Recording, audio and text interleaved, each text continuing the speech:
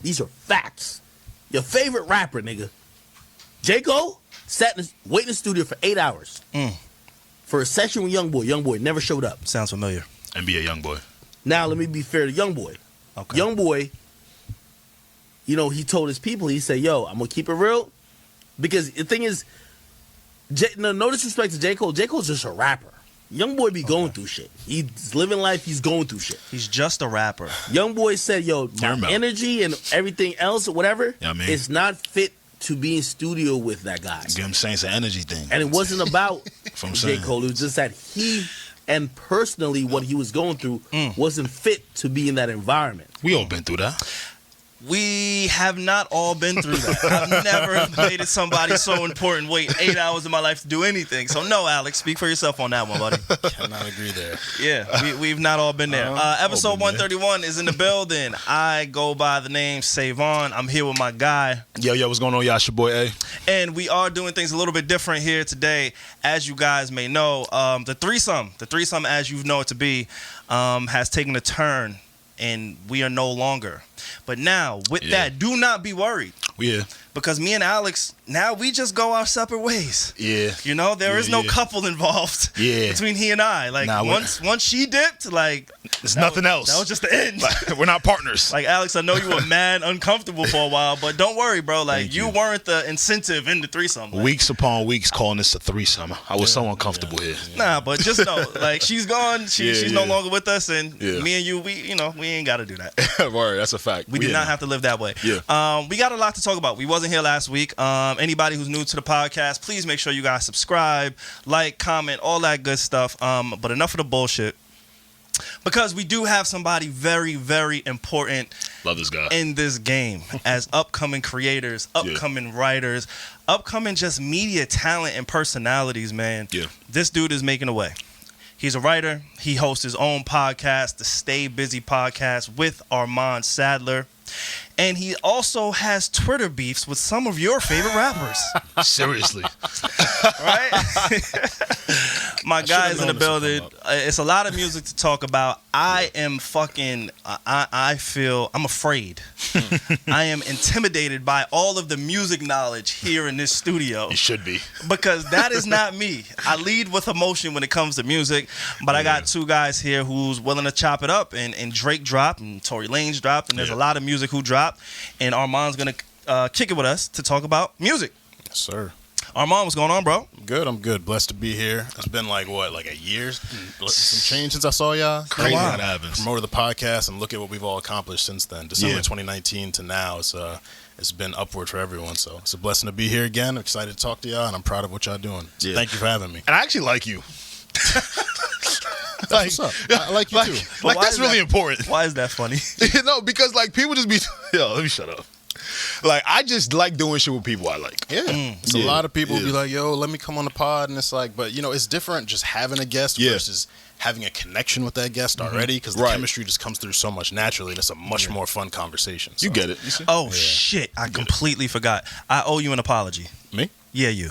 What's up? Wow. Like I got to do this on camera and in your face. Okay. Like.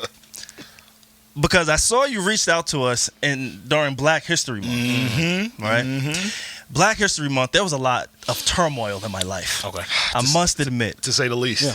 There was a lot of turmoil. Yeah, and I'm not like I'm in the industry, but I'm not of the industry. Right. So if you're of the industry, you'll see those emails, and then when you see the person, you'll never address it. Mm-hmm. Right. Me, I still got a little bit of human in me. I didn't sell my soul completely yet. It's important. You reached out, and in my head I'm like, yo, why doesn't he just text or hit me via DM? Because I can't, like, I did not remember. Right. Every time I saw it, I was like, damn, something came up. Right. So I do apologize for not responding, but we are here in the flesh. And if you want to punch me in the face, like, don't do it on camera. We can go outside. He had the Bridge and Alex here to kind of relay the message as to why. But it wasn't just me. It was the business email. So you got it too, nigga. Exactly. That's what I'm saying. I just did it through the personal way. Okay. See, let me tell you what Savon did. Savon saw the email, was like, yeah, maybe tomorrow. That's how it be. That's though. I took it to the text, but yeah, I'm glad he's here now. Yeah, I appreciate the apology. It it wasn't necessary. Like, I've learned doing what we do, you can't take shit personally. Like, this doesn't change our relationship. I still fuck with y'all the same way. I don't know if you got a new number. Did you get a new number since like new apartment, new number? Yeah, you know. Okay, got it. Okay, knew everything around here. Just switch up. Okay, got New it. energy. Got it. Okay, so I'll have to get that. But New yeah, co-host. hey, Just knew everything. you know? You feel New me? everything this year. I feel that. You know, change is good sometimes. For sure. But yeah, bro, appreciate you pulling up. Of course. Like we said, we do want to talk about you, but it's crazy because as music fans, and it sucks being a millennial, being whatever you want to call it in 2021, because when music drops, you can't appreciate it. Yeah. Like Drake's project, the 3-pack, has only been out for what? Not even a week. Yep. But it feels like at least, and I'm not even lying, it feels like it's been out for at least 2 weeks to a month. Not even a week, and it's debuted #1 on the billboards for the 1 and 2 slots. Yeah. It's crazy how spoiled we are as fans. Yeah. And when I came in here today and said, yo, we got to record a podcast, we didn't film last week, what are we going to talk about? And I said, damn, I want to talk about Drake, but it may be dated. But how can it be? It hasn't been a fucking week. Yeah. So I said, you know what? Let's hit our guy Armon and let's talk about it, man. You got the OVO gear on. Are you a stan? Are you a fan? Like, what's going on with you? You know, I'm definitely a stan, but I think I'm very objective as well. Like, I'll tell you when I don't like a Drake song. It doesn't happen often, but I will tell you when I think some shit he does is trash. So, but I'm definitely a stan. So what was trash on that 3-pack? Nothing. See, you're bugging. Like, my nigga, Wait, you fam. had something trash on that 3-pack? Yeah, well, I'm curious. Yeah, put you in the hot seat. I'm looking at you, Fam, Savon. the first song is not good. What's next? Okay. Like, you're never gonna play that Okay, again. so let's play a game, Armon. You're never gonna play what's next. See, us music critics, right? We love this because a lot of the times when people say they don't like something, they can't tell you specifically as to why they don't like something. So, Savon, you've heard that song probably a few times now, right? A few times. Okay. I skipped it. Nah, Okay. I skipped the intro. And that's Crazy. That's insane. How do you skip the intro? I skipped that motherfucker. But see, how did you skip it? Like, did you play it for 5 seconds and No. skip it? All Yeah, right. so like, you Let me break come it clean. down. I listened to it. I listened to the whole thing. You gotta listen to it a few times. Yeah. It came out on a day that I was actually working out, so it was great to just have it on repeat, right? I told y'all I started this conversation with I listen to music off of feelings. I don't do anything else in my life off of feelings and emotion. Okay. The one place that I get to identify those emotions is through music. So when you put on a song and I don't feel anything, whether it's the beat, whether it's the words, whether anything, I hear you. Now you don't feel Like, but I feel you. But now I feel because I'm with my but niggas. you so I dancing on feel it. camera and it's on camera now. Oh shit! I forgot I was recording. Caught you on 4K. But nah, like it's just not something I'm gonna go back to. It's not something you're gonna go back to. It's not something I'm gonna go back Still to. didn't That's answer the okay. question. That's okay. Like, So for me, that's trash. If I'm never gonna go back to it, and it's Drake, and I'm never gonna go back to a Drake song, and again, we're only comparing Drake to Drake. I'm not comparing this to anybody else because certain artists you just gotta put them in their own class. He's one of those artists. Yes. If I'm never gonna go back to a Drake song, it's trash to me. how often do you go back to God's Plan? Not often, but when it came out, it had a lot of replay value. True. And I listened to it quite often. Okay. But today, like if it comes on, I'm not gonna skip it. Right. But I'm not going back to And I think that's the thing, and you were kind of getting to that earlier, is that we can only experience what's next listening in our room, through headphones, in the car, but we're not in a club seeing people scream to it. We're not at a show seeing people mosh to it. Like, if we were able to live with it and experience it a bit more, I think people wouldn't be as critical of it. Like, we have a very narrow scope of how we can judge songs these days. So I feel what you're saying, but I think if you were able to experience it in different ways, the conversation might be a little different. And you know what's funny? Not everybody has the ability to do that, though. Because it's like, you could hear a song and be like, all right, I think this could go well within another, like, vicinity, another place. Other people just subject to the fact that, like, nah, it's just trash. It's not. I don't like it. But I'm going right back to you, say, okay, what about the song didn't you like? Was it because this is what I want more people to do. Was it the melody? It's redundant. Was it what's redundant? See him. It sounds like a song from every other Drake project in the last half a decade. But you like every other Drake project from the last but not with that decade. sound. What sound? It's lazy to me. What's lazy? bro, the beat, the tempo, the cadence. To me, again, I'm not a fucking music. No. I only go off of my feelings. Yeah, of course. So I need everybody to always understand when Savon talks about music. If I don't feel some shit, this is how I'm coming. Okay. So that's why I got these two gentlemen to talk to me about real music shit, because I'll sound like an idiot when I say I don't like some shit that's the most fire shit on the streets. Right. And then the other thing, I'll be honest, and this is gonna this same point that I'm making now is gonna come back a little bit later when we have a conversation about Tory Lanez. Yeah. Savon goes where the women goes. Fair. That's fair. Very fair. I didn't see no lady shaking their ass to What's Next. I ain't gonna lie to you. Yeah, your algorithm is all fucked up.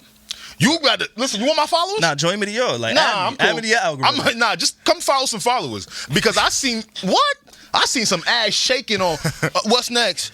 Come, don't make me play I ain't this record see again. it. I didn't see it, but I'm sure All-Star Weekend was crazy with all those We events. wasn't in Atlanta. Yeah, exactly. We wouldn't know. I ain't seen no videos or anything, but I'm sure when they put that on at Lil Durk's party or whoever's party it was, like, I'm sure it got crazy in there. And you were just dancing around two men in 40-degree weather in New York in front of two cameras while you were singing it. and an engineer while you were singing it, and I only played about 10 seconds. What you think you going to do in Miami? What you think you going to do in June? I can't wait to go to Miami. With the silk on, shirt open. I can't wait. Joints around you, tequila in the system. My mom, give it to him. It's different. It's going down? It's different. All right. It's going to be different. I am subject to change. I am open to my mind being changed. Yeah. But in this time, it's not for me. Do you feel like are you taking this project seriously? Yeah, for sure. And what do you mean by serious? Because again, I was very you're strategic music man. with that- I'm not with that- music with that man. word. What do you mean by serious, bro? You know, a lot of the people get this and they go, "Oh, it sounds like like the old Drake," or "Oh my God, I just want These the are album." throwaways. These are throwaways. What do you, do we ever at times think about what an artist is trying to do? He dropped the video for this shit. Yeah, that's like So This is probably the lead single. I probably should take it serious. yeah.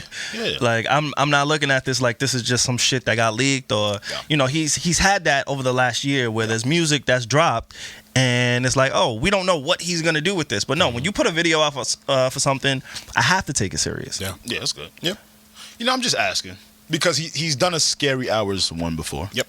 And you know, it's kind of like we got to just sometimes sit back and watch an artist do certain things instead of just full on critique. You get what I'm saying? Yeah. Because a lot of the times it's easy to just hear something and go like, I don't see what he's trying to do here. But you know, I like to at least let me see what the artist is trying to go with this. What was your favorite song on the project? For me, it was Wants and Needs with Lil Baby. Oh yeah, you really love Drake. I do. You know how I know you really love Drake? What's up? He had a weak ass verse. Lil Baby smoked him. And that's your favorite. And that's your favorite track. I don't think like, it was I know weak. you love Drake. I don't think it was weak. I think relative to, but you got to also look at the type of song. Like what he did on Scary Hours 2 is he gave that catchy single. He gave that like midpoint between a catchy single, but also rapping from him and Lil Baby. And then he let the rappers, backpack rap fans, older rap fans know he can still do this at a high level with the track with Ross, Lemon Pepper Freestyle. So I think he covered all his bases in 3 songs. Like he usually, Scorpion was 25 songs. He was trying to cover a lot of bases. This is the appetizer to Certified Lover Boy whenever it comes out. So I think he gave something for everyone, but I don't think it was a weak verse relative to something like Do Not Disturb or 5 a.m. Like, of course it's weak, but I thought his verse was still cool. It was a lot of good little one-liners like the earrings are real, the petty is real, might charge my ex for a feature. Like that's so crazy to say. Like yeah, you don't know which ex he's talking about because he got so many. Rihanna, potentially Georgia Smith, J-Lo, potentially. Like He's not talking to Rihanna like that.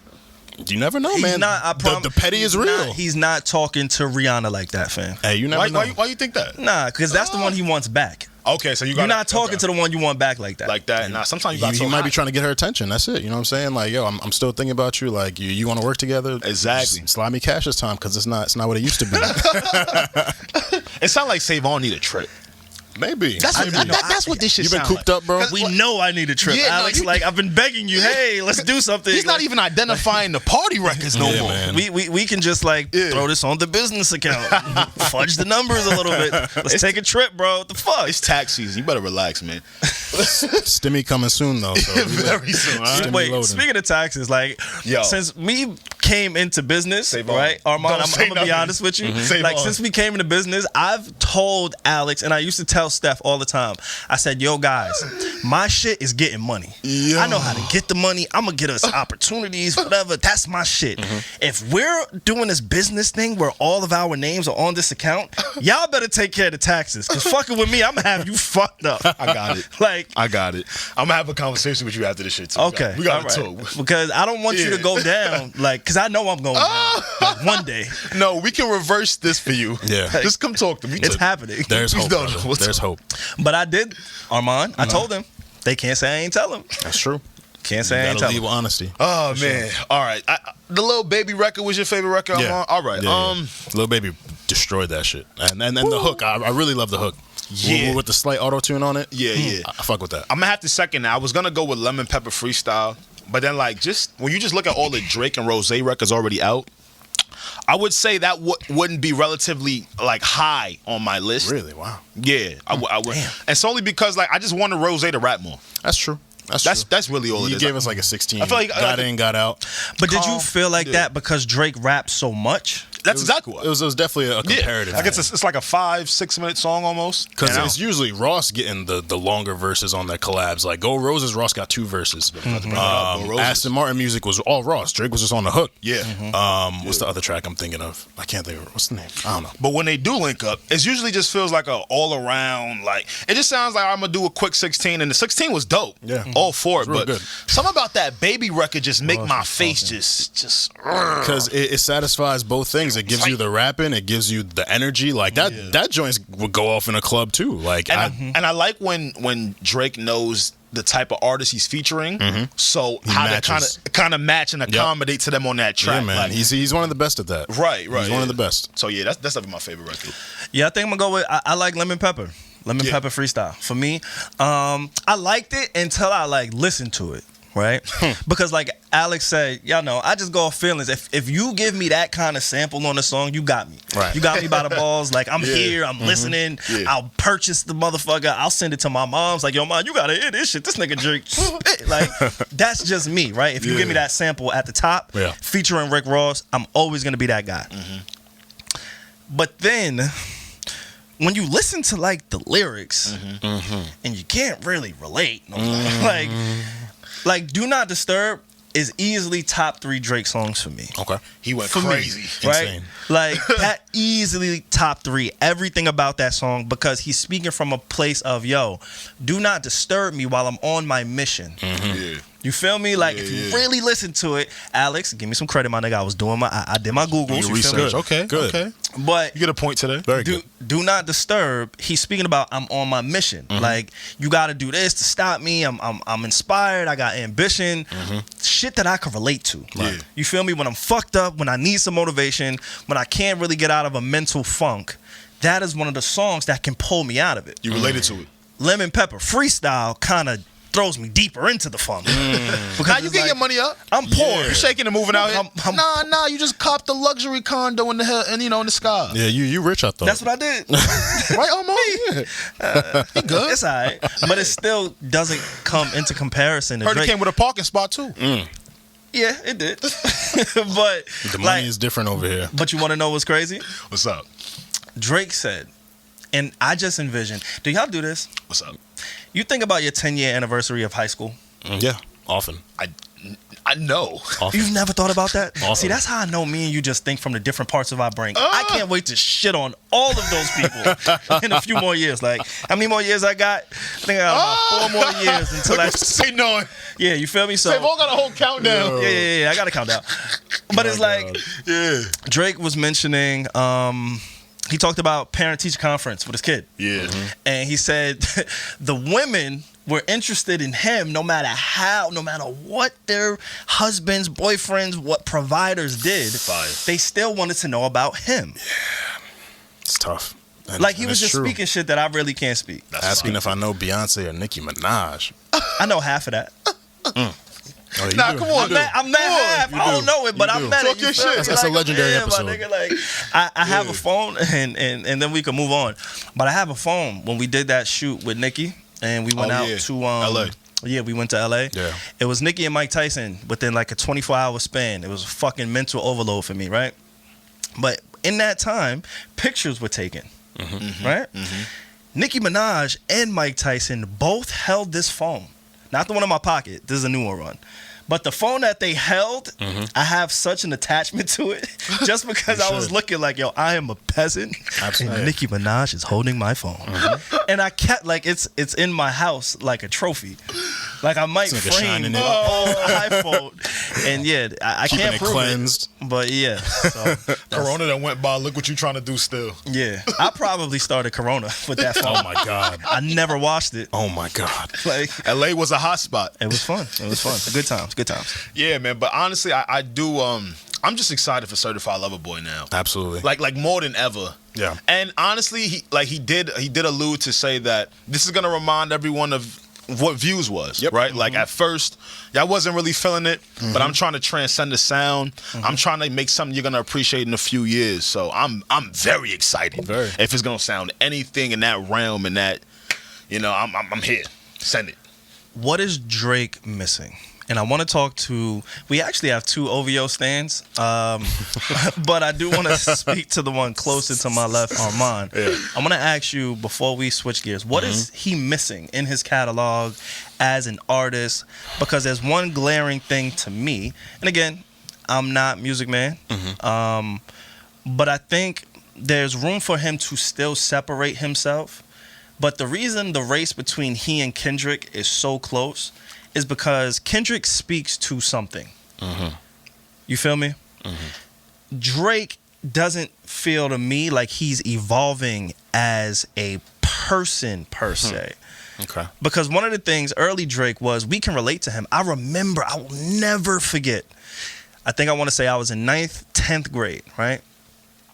Marvin's Room drops. Gay. Marvin's Gaye. I see what's on your mind. Nah, Marvin Gaye, nigga, a great artist. You. All right. But that's a great artist, my nigga. I know. Marvin's Room. That was the name of the song, though, right? It dropped.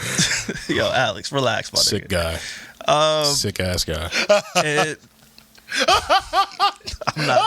I'm not doing this with this nigga, yo. Yo, where's Steph? Bring back Steph. Not Marvin's Room. Like, the fuck, bro? Marvin's Room. It dropped. 9th, 10th grade. I was going through my first real breakup. Yeah. I never felt heartbreak before. What a time. I was in the back of a 2-seat car outside of a party that all my friends are enjoying, and I am bent off of 4 Loko. Yeah. With Marvin's Room Bad on decisions. repeat, bro. Yeah. But that's because I felt that shit. I Yeah. felt him. I related to, damn, like, yo, fuck that nigga that you love so bad. Like, I know we had good times. I'm here with the times. Like, I can't be the only one to remember the good times we had. I'm just saying. So you could do better. And I knew she could do better. Like, look at They me always can. now. Like, They we're always great. Look who I'm next to. You feel me? Look at the studio. We got Nipsey here. We got Malcolm X. Like, the fuck, bitch. Damn, that was hurt. But anyway, I feel like Drake, you can't really relate to anymore. He doesn't speak to anything other than him, his money, his success. I feel that a lot of people say that.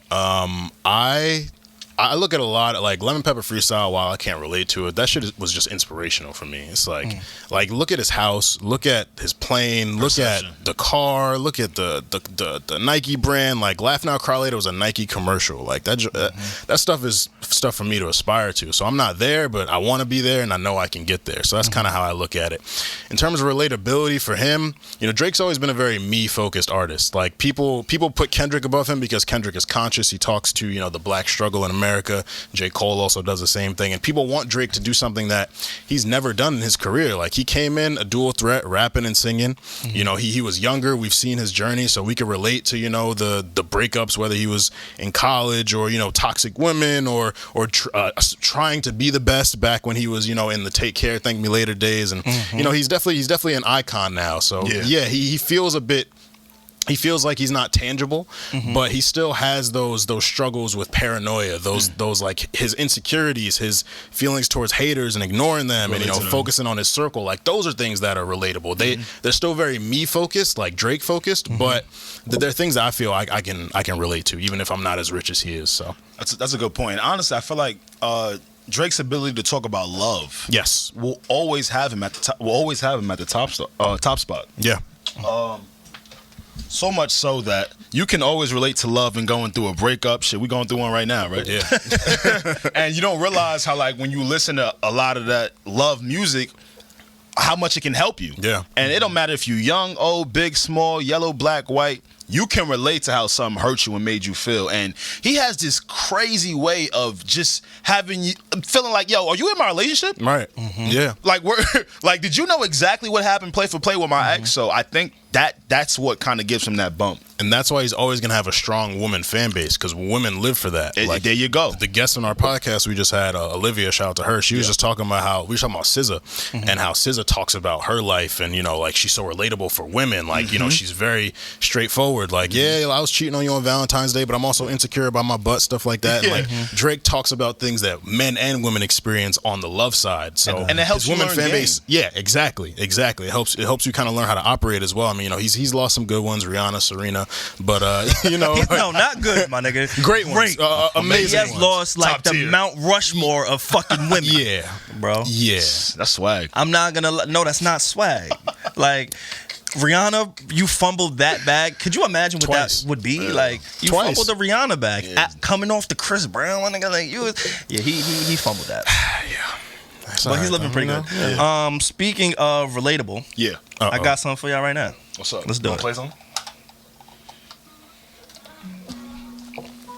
Don't cancel us. Or don't cancel me for this. But I'm on this. Honestly, I'm in bed. Yo, this what you want. I've been so fucking careless, caught in my fucking ways. You should not have to wait. I've been so fucking selfish. You hear this? No, I hear it. Cause I'm jealous. It's the first time I heard his music in months. Still got my Word? sneaky I don't listen to him. incomes. I know I'm wrong for that. Woo! Guess these are my That's what did it for you this weekend. Oh my God. You beat off to this. So many Oh, times no. that I believe my answers. But did you hear that though? But did you hear that though? What you say, my fault? But Alex, but did you hear that though, My fault. my Run it nigga? back. Run it back. You This your didn't shit. Run hear it back. that. Nah, this your shit. Run Yo, it back. Armon, do you need the headphones? I know, like. Nah, this your shit. We Run could it do back. like a lyric breakdown for you. You could read the lyrics. Why this go back? But let me. Come on, Oh my God. Listen to this. Break it down for me. Here's the lyrics for you. Still got my sneaky link ups. I know I'm wrong for that. Woo! Guess these are my confessions. Oh my God. I know I lied so many times that I believe my Answers. He's talking. You shouldn't have You shouldn't have to wait. Shouldn't have to wait. You shouldn't have to wait. I'm sorry. This is just for me. Wherever the camera's at, I'm not gonna put this on Armon. I'm definitely not gonna put this on Alex. This is the toxic shit that I needed. Okay. Me. Okay. Fuck no. Talk to him, yeah. Don't shoot the messenger. Yeah. All right. And I've always been that guy to have a debate about the artist and the artistry. Yeah. I'm always gonna live and die on that hill because that's just who the fuck I am. I don't care. Like, and it sucks. And I do not support anything that is alleged against this man, Tory Lanez. But we have got to talk about the music. We have got to talk about the art. We lost the better artist in this exchange. Nobody else is saying it. Wait, what you mean? But it's the truth. Between he and Meg, we are forced to cancel Tory, the better artist. Look, we just took a deep breath over here. We have been forced to cancel the better artist out of this exchange. Me and Armand doing breathing exercises. Y'all don't have to comment on nothing that I'm saying. I'll keep I'm that. commenting. No, keep going. I like this. This is The good. music, this album, Yeah. the music alone is good. I'll reply like this. And you know, a lot of my friends have done the same thing you're doing right now, bro. Like, yo, what's up? You ain't tap in? Whoop-de-whoop. I'm like, nah, I ain't check in. But what I kept responding back to them was like, yo, the conversation was never about his music. Fair. Very true. Is this mic on? I don't know why people keep coming up like, yo, his music. I get it. But with me, this was never about Tory Lanez's music making ability. So then why do you stop listening to the music? Because I've discussed this on our podcast for many episodes. I have to be in the mode to. I have to want to feel that way. I don't feel that. I don't feel motivated to. When you feel motivated to do something, you do it automatically. We're all different. I just don't feel motivated to do it. And I would hate to just listen to some music and try to hate on it because mentally I'm just not motivated. I'm not motivated and I'm not there. But this was never about Tory's music making ability. Did you listen to it?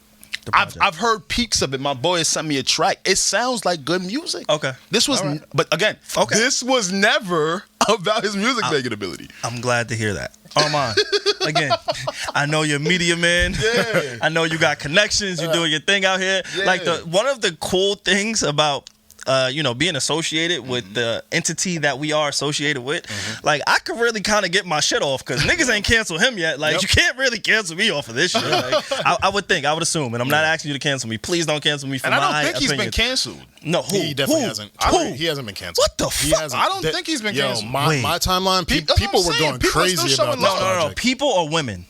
Everybody's still showing love. To be honest, there's a lot of women who still support him. I just watched the story yesterday. She said, "I don't give a fuck what y'all talking about. This shit hard." I just watched that story. Yo, send me her page. Nah, you good? There's this thing called. Send me her page though. Oh yeah, I might be friends. What she said though? Yeah. There's this thing called problematic faves that people have, and Tory has become a lot of people's problematic fave, where it's like, oh, he might have did some shit, it's not proven yet, so I'm gonna still listen to the music because I like the music. I let people do that. I'm not gonna judge. Like, if you like the project, I'm happy for you. Enjoy that. I just don't feel right tapping in personally. And don't come to me for to stamp it. Like, if you enjoy the music, not you, Savon. Stamp that shit. No, What you mean? No, if something makes you feel good, rock with it. Good. But then people get angry when you don't stamp it, and then it's like, oh, what the fuck? But it's like, no. If that's a you thing, go ahead, do that. Yeah, I don't like all music. Yeah, so, I don't like all music, but I that can. Doesn't change how you should like the music. No, it shouldn't. It really shouldn't, because it does something for you. Like, keep doing that. Like, please. But we can all agree that the music is good. That song sounded good. At the very least. I will say that song did sound good from what I heard. Listen, and it sucks and that's great for him and great for the people who like it. And it sucks though, because he's talented. He is. I'm gonna repeat this again. It was never about his music making ability. It's just things that we believe that could kind of sway our emotion as to why we don't want to participate in a certain thing. That's the thing when someone is like the enemy in the public eyes, people start to discredit what they've done because they don't like them at the time. So when it came out, what happened with Meg, everyone was like, yo, Tory not even that nice. Chick's Tape wasn't that good. It's like, you're lying. Chick's Tape 2 is good, 3 is good, 4 is good, 5 is good. And Tory's made good albums. It's just like, at this point, not the first one, but I like the first one. It was a lot of skits. It was a lot of skits. But it's the same with R. Kelly. Like, I acknowledge he's made some classic music. And yes, this is Armon speaking. Like, they've obviously they did two different things, but like, me personally, I don't feel right clicking his name and going to listen to his music. You don't feel right stepping in the name of love. No, not anymore. Okay, not anymore. Okay, I don't like. Again, those are two separate, different conversations. Yeah, 100%. How'd y'all feel about him? I saw him.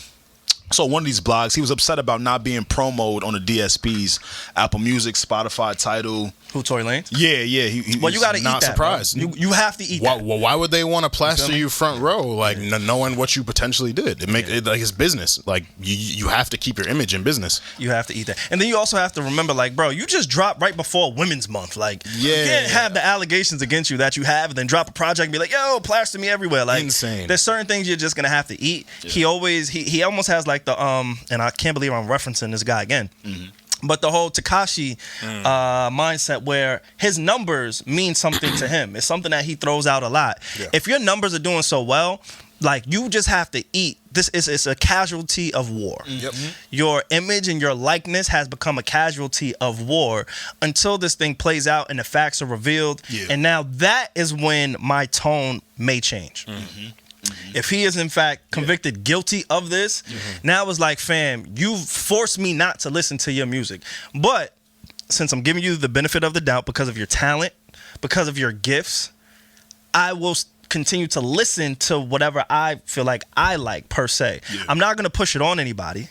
You know, I'm not going to knock anybody for not listening to you, but you do have fans who are going to listen to you regardless. And even if he is guilty, there's still going to be people that listen to him regardless. Yes. And you just hit it right on the head. That's why I just get so confused with people like this, where it's like, yo, if it wasn't for the fans, we would never be here. All right, so live by that. Yeah. Stand on that then. You can't be surprised by when these big corporations that have business ties don't do certain shit. Yeah. You literally just need to be happy with the people supporting you. Yep. That tells me that you ain't just happy with the people supporting you. Yeah.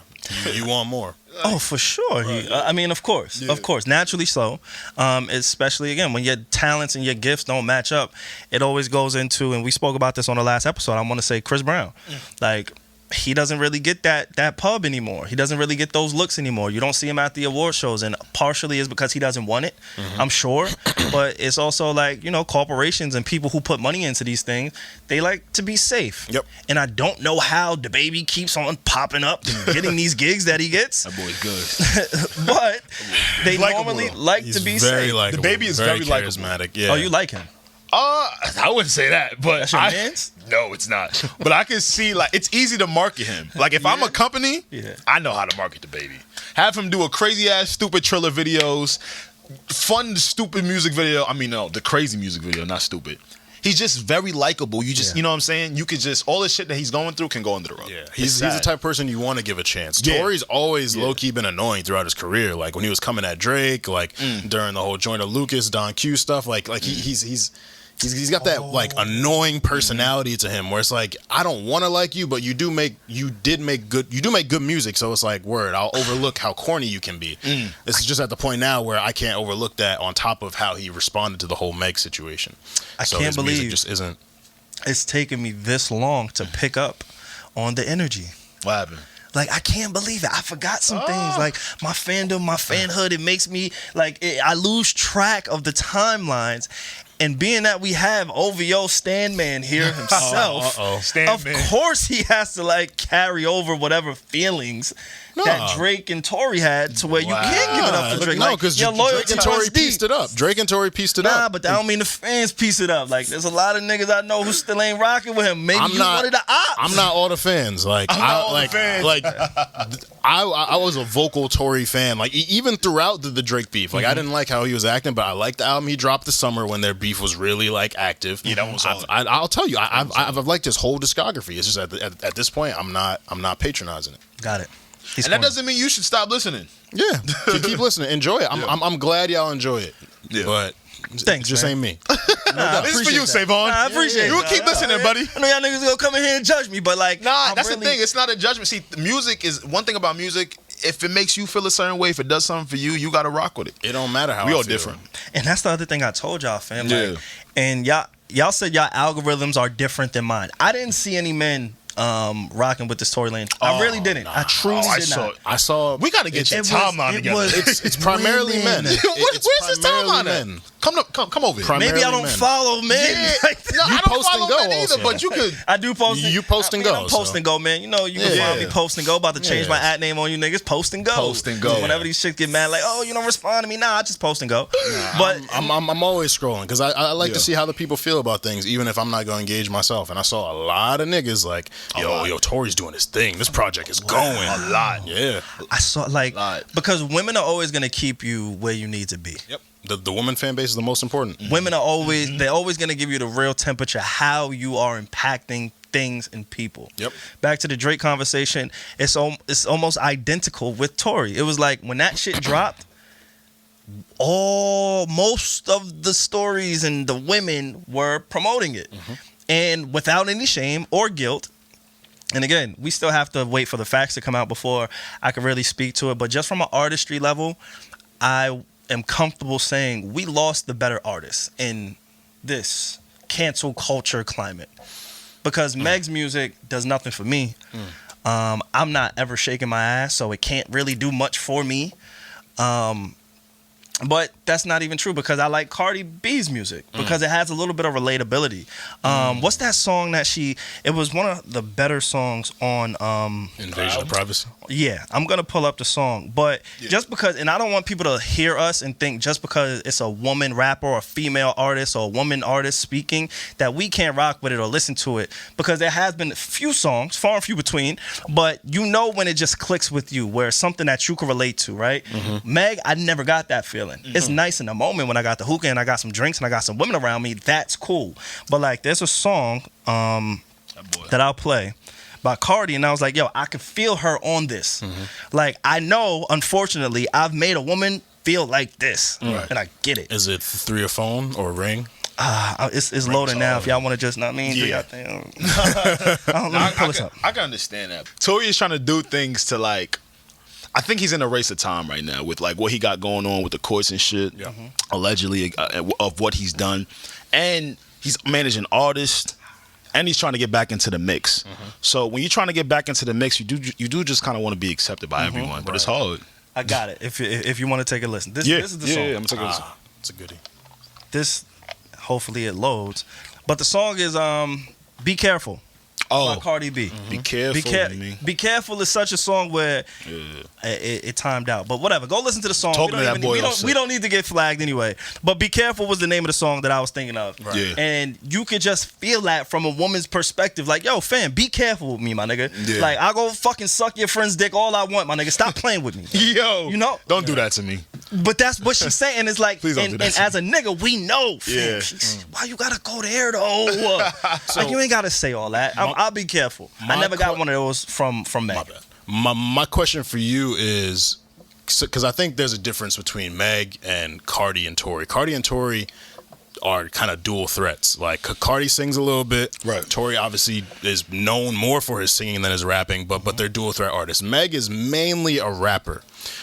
So I think because Cardi and Tory do more, and you also go off a feeling, and they've made R&B type records, I think that might speak to why they've been more relatable and you felt them more. But like, you know, with Meg just being a rapper and like she's a really hard, aggressive, gritty, you know, like type of rapper. So like, is that something that you generally like? Like, how do you feel about like Nicki Minaj or Remy Ma or Rhapsody or rappers like that who are women? That's a great question. Right. I want to say, when it comes, let's say Nicki. Let's start with Nicki. Yeah. I think Nicki's talent is just unmatched and underappreciated. Yeah, 100%. Like, just from a talent standpoint. Yeah. And I also have heard Nicki give out some of those same bars as Cardi, where it's like, yo, fam, don't play with me. Yep. Like, as a woman, as an alpha woman who is holding you down, don't play with me. I've heard those kind of bars. And even if I haven't, I've heard like just pure skill and talent. You know, so there's a little bit more, because even the skill and talent, you can feel that. Yeah. Even if I can't relate to it, I can feel that. Like, Meg hasn't given me anything that I could feel, whether it's a skill point, from a lyrical point, from a melodic point, even on a feature. Like, there's not a song that she's featured on either that I could think of where it was like, yo, I felt that. You know, like, imagine if somebody, let's say Kalani. I love Kalani. Me too. Imagine if a Kalani brought Meg into her world of, I'm hurt, or I'm going through something, or a nigga made me feel this way, and now we get something that we can feel from Meg. I never had that. I don't know more that. vulnerable. They actually have a song together too. They do? Yeah. Oh, shit. I didn't even know that. Well, the album she dropped last March, what was it? It might have been called Fever. No, Fever was her mixtape in 2019. I forget what the March one the was. Newspaper and all of that shit. No, that was her most recent album. That was the debut album, Good News. I forget what this tape was, but she dropped it like March, right around when her contract stuff was going on, in like March 2020. Kaylani's on it. So you want her to be a bit more vulnerable, because all those artists you named are individuals who've gotten vulnerable, right? Like Kaylani's gotten vulnerable with like turmoil in her relationships. Yes. Cardi was being vulnerable about things in her marriage. I guess Tory was being vulnerable to events that he wanted to speak about. So I guess that's kind of what you're missing from her music. I could agree with that. I could agree with that. That's I wouldn't say she's like lost because she's still making music.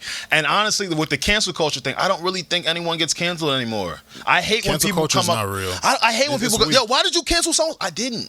It's impossible. It's weak. Cancel culture is not as strong as not a the thing. people in it think it is. It's not a thing. Because if you're canceled, you disappear off the face of the earth. You're not making money. People don't care about you. Like, you can't do anything. Yeah. If there's still routes for you to do something, you're not canceled. Yeah. Like, if Tidal, Apple Music didn't allow for you to upload your music, Tory, you were canceled. Because you're an artist and you make music, and that's how you make your money. Yep. Because certain amounts of people don't like you, you're not canceled. That's life. Not everyone is gonna like you here. I hate I'm canceled. No one canceled nobody. Because I was just talking to my boy about this week. I'm like, bro, I didn't cancel Tory. I'm just not in the mood for Tory. You guys remember when Doja Cat was canceled for like a month? And then now, she's like, not for me. everyone's going crazy I don't know over about her y'all. now. I ain't Which is exactly what I'm saying. I Like, had jokes for her. yeah, oh, me too. Me too. Feet in chat rooms. Yeah. I had jokes, but again, she transcends more than Alex's opinion. Yep. There's And that's no the thing. way you can be canceled anymore. Canceled for you is not canceled for us. What do y'all think of people trying to cancel Versus?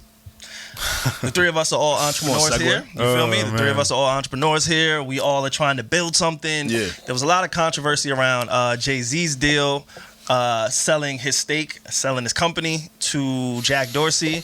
Shout out to Jack Dorsey. I was thinking about it the other day. He doesn't give a fuck about me, but shout out to him say anyway. that. Because if it wasn't for his creation, I wouldn't have been able to reach out to the person, to Joe, and get an opportunity off of Twitter. Yep. So I thought about it, just how like one person can spark something, and then it's like this amazing fucking thing. He has no idea how many lives he's changed. 'Cause I'm sure I'm not the only story via Twitter. You know what I'm saying? Yeah. But anyway, Jay-Z, he sold his thing, and now we have the report of Timbaland and Swiss. They sold Versus to Triller. And people are trying to cancel Versus. They're saying the last ones was weak, and we don't have to stick on the individual verses. But my guy, somebody, the Petty King, he is the true Petty King.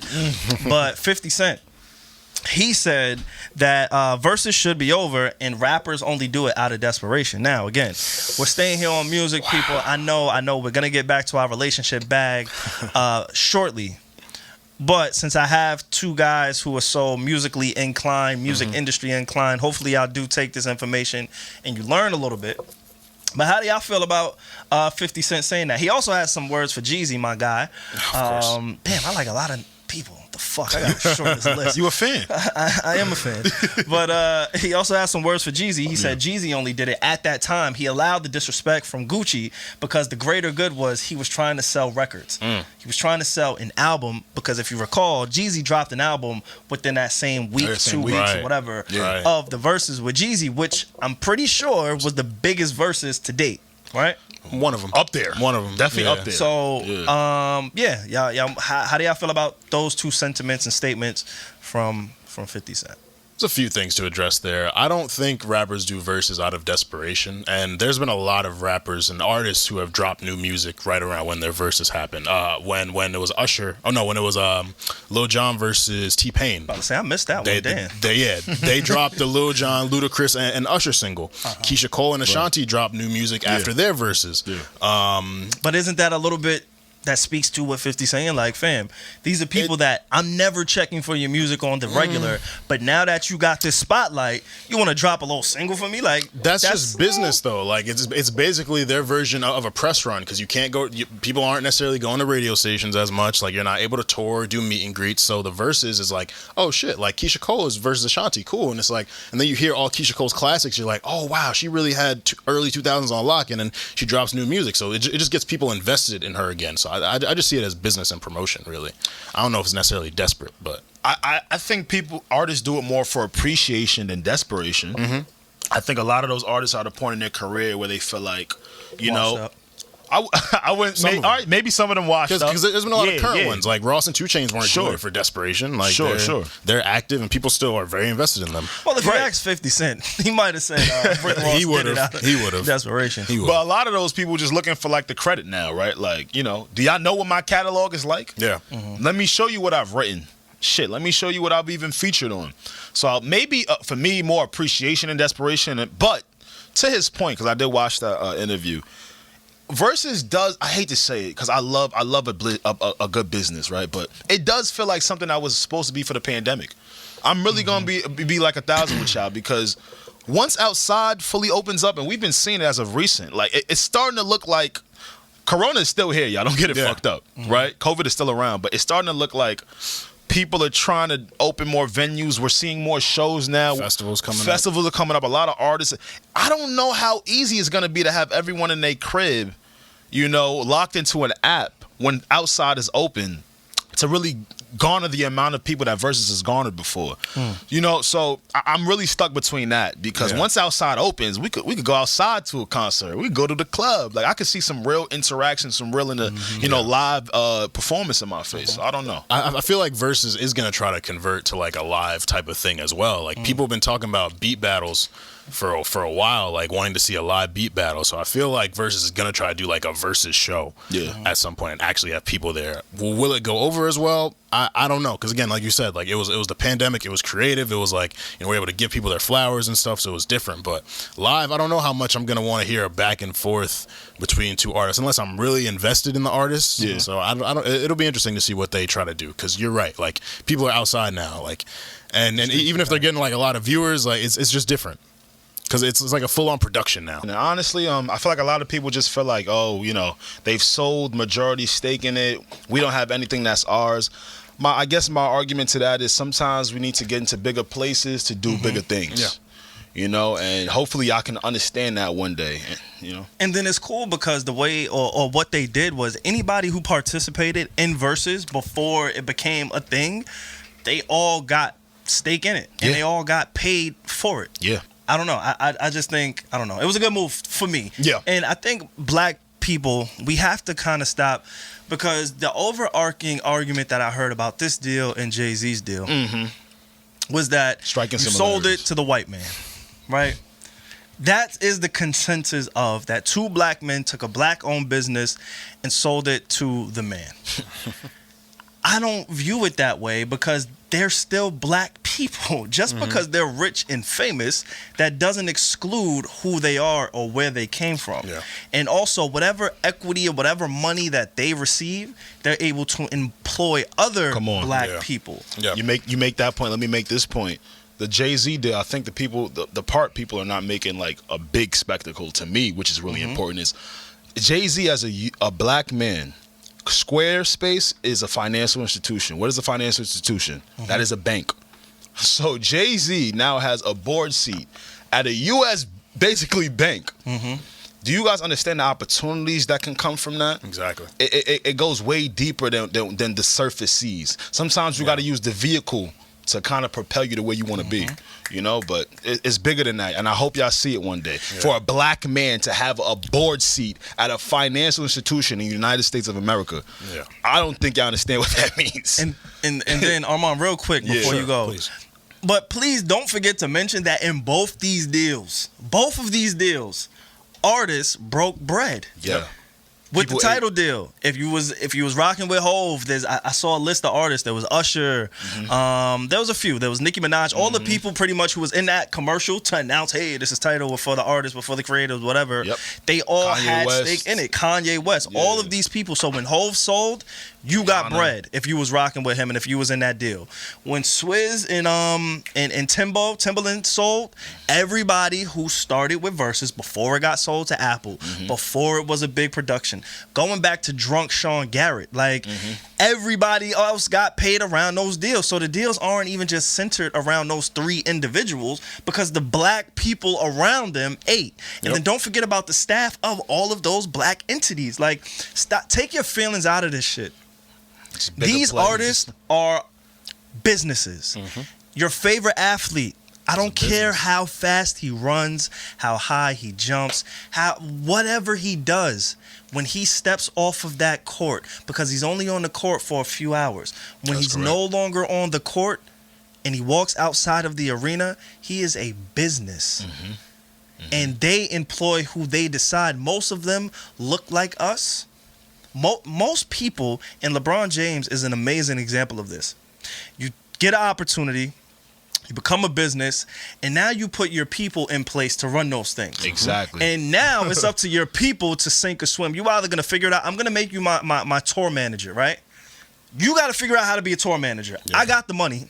I know how to tour. I know I need to tour, but I don't want to just go give it to somebody. Most artists and creatives and business people, like even we do this shit, bro. How many times, like shit, when we had to run the pool party, yo, Alex, yo, I need you to pull up. I need hands on decks. Yo, I'm gonna call my brother. Yo, bro, like that's what you do. You give your people opportunities. So people have to stop being so surface with, yo, we sold this to the white man. We sold this to the man. Niggas is selling now. You only care about him. You a capitalist. Da, da, da. Nigga, you better adjust or you're gonna die. Yo, like, and how much money do you think he want? Like, the guy's rich already. Billionaire. This is like, you already have billions. After a certain point, you got to start looking at bigger plays, y'all. That's kind of open your eyes. I'm glad you said open your eyes. Open your eyes. It's important, man. Like, people critique things too intensely in the moment. Like, I like to live by a wait and see. Like, I like to let things fail before predicting that they're failure.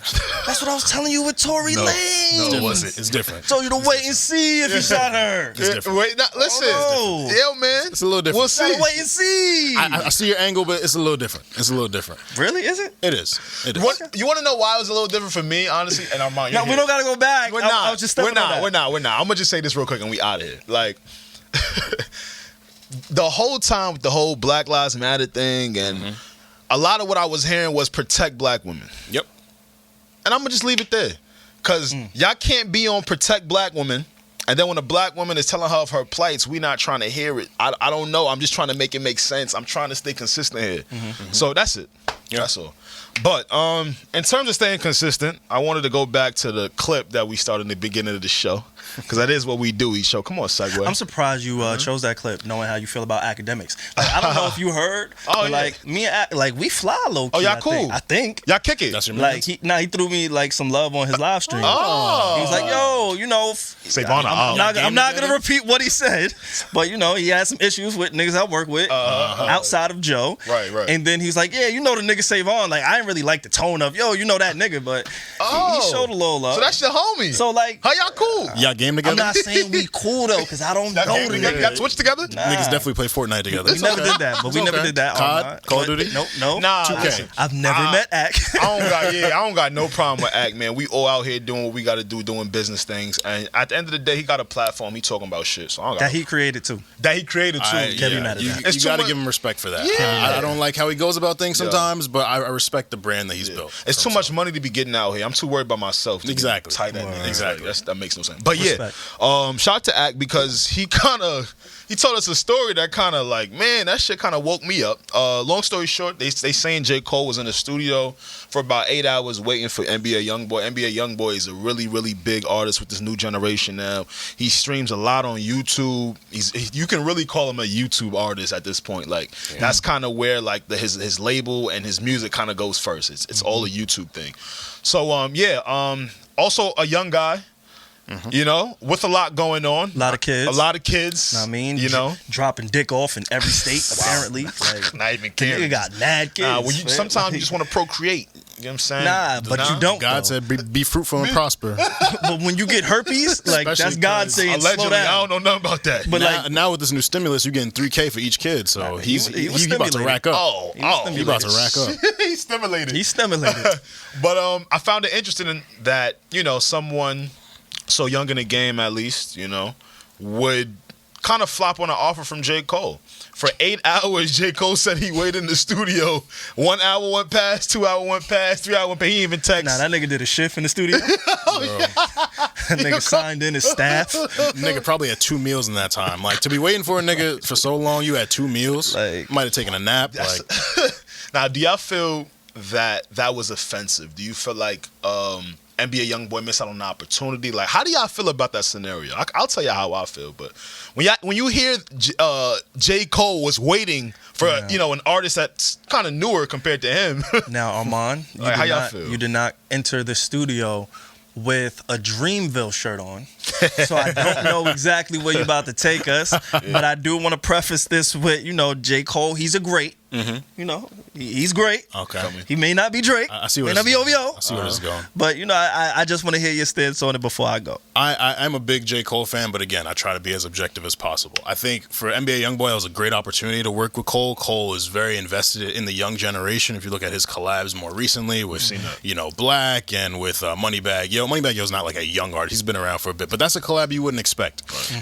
21 Savage, Cole like that working sound. with Offset. Yeah, like that generation of music. So, you know, I could see Cole and YoungBoy making something really dope. And, you know, for me personally, I hate my time being wasted. So if we agree to go to the studio and you don't pull up, that sucks. But also, that's part of the music business. T-Pain told the story of how Travis Scott flopped on the studio with him. Like, artists flop on each other all the time. And I'm sure NBA YoungBoy has a lot going on for himself. So, you know, communication probably would have been best in that situation. But, you know, also, this young generation of artists, they don't necessarily understand the gravity of someone like J. Cole wanting to work with them sometimes. I Like, love that NBA YoungBoy is on top of the world, according to YouTube. In his like, world. In his world. He's doing his thing. So he might not have understood the opportunity that he had. He might be disrespectful. I don't know him personally. I can't speak for that. But, like, some of them don't respect the opportunities and, like, people extending their hand to them. So he might have genuinely not wanted to be there. So, you know, we don't really know the backstory there, but it's definitely crazy to hear. I think this should be a learning opportunity for the younger generation, because and I don't know their work relationship. I don't know if they have a history. I don't know anything, right? Word. But I do know that there's etiquette in business. I do know that opportunities don't really come for most people that are that grand. And I won't hold it against YoungBoy. I don't know YoungBoy. I don't know much about him. I know, like I said, he got a lot of kids. I heard he got some fucking herpes. Allegedly. This is what I heard. I'm not putting this on him. I don't know what this nigga got going on. Word. And I know, like, you know, from what I've seen, he's about that life. Like, he's really with the shits at all times, right?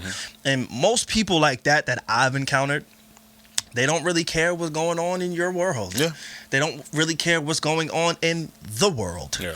Like, Lil Wayne, he is oblivious. He was on Word. top of the world. And if you talk to him in 2021, it's almost as if you're speaking to him in 1999. Because they just get so ingrained in them that they may not understand or care or be aware of the perceptions of others. So for me, when I hear it, I just hear a young artist not really understanding the magnitude of it, or just not caring to be a part of that. Because who knows what kind of record they was going to make, right? Yeah. We've heard, like, J. Cole,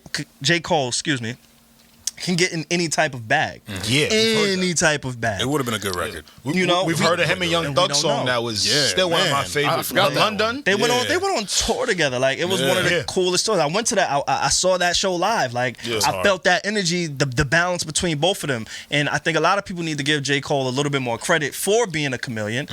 Although he doesn't sing, although he's not doing that whole shit. He be singing. He's not an R&B singer, but he be singing But on his certain vocals is records. ass on that front. though. Yeah, it's more raw. It's more for the emotion, not for going on a crazy run. You know what I'm Like- saying? You're not gonna hear no do Usher that. or Maxwell type shit from him. But that's not what he's trying to do. Right. You're It's not gonna be hit, crooning. like, good. Nah, he all right. Nah, Yeah, he like, can hold a note better than a lot of these other rappers. like who him try and to Big sing. Sean. Like, when Big Sean be singing, I'd be like, yo, fam, like, stick to the spirituality. Like, I don't need to hear your vocals. Like, good at your what you're shorty good do at. that real well. So we're gonna put this like a lot on the I guess the generation, because He just ain't give a fuck. Do you But- see Drake doing that with a Jay-Z? Absolutely not. Right. But they understand the magnitude of it. Again, I don't know what J. Cole's numbers are, but if YoungBoy's his demographic is in YouTube, and he only cares about feeding the YouTube, like, for him, a collaboration with somebody like Lil Uzi might be more presentable, might be more 100%. impact for Sure. him. Those two are peers. Yeah. But that's what I'm saying, because their demographic feeds that same streets, like, or Kodak Black. You want to know what kind of obsessed me the most about this? Honestly, like we in order for like music to transcend the correct way, you have to collab with different styles. Yep. And that's kind of what gets me tight about this, because yes, we need a J. Cole NBA YoungBoy joint, because the kids coming up that are making music in the next 5-6 years, or making music currently, they have to see how to tap into different styles, right, with what they do. And J. Cole is a lyrical miracle dude, right? So I'm always fascinated when he could find, Drake does this well too, find his pockets with that newer generation. And doing that is very important because after a while, if we don't continue to combine the two, it's only going to be one sound left. And that bothers me. I'm like that really scares me too. I'm a fan of the new sound, but if you know me too, man, I listen to a lot of shit. I listen to Erykah Badu, I listen to Sade, I listen to so much weird shit to y'all or the other people who may not as listen to me. My whole point is I can still listen to the new shit too. I love Thug, I love NBA YoungBoy, I do. I enjoy his music, but it's important for me as a music listener and lover to listen to the both styles. What do you? I'm sorry. No, you're good. So if we get away from that, that saddens me. What do you listen to when you're heartbroken? What do I listen to when I'm heartbroken? No one particular, but I'll tell you this. Like, I look for like lo-fi type R&B. Like, I look for those types of artists. Okay, now, for those who are stupid like myself, what does lo-fi mean? Lo-fi is just the way the beat is produced on those R&B. Like, they're a bit slower. Example? Moody. They're a bit like moody. So like a Black?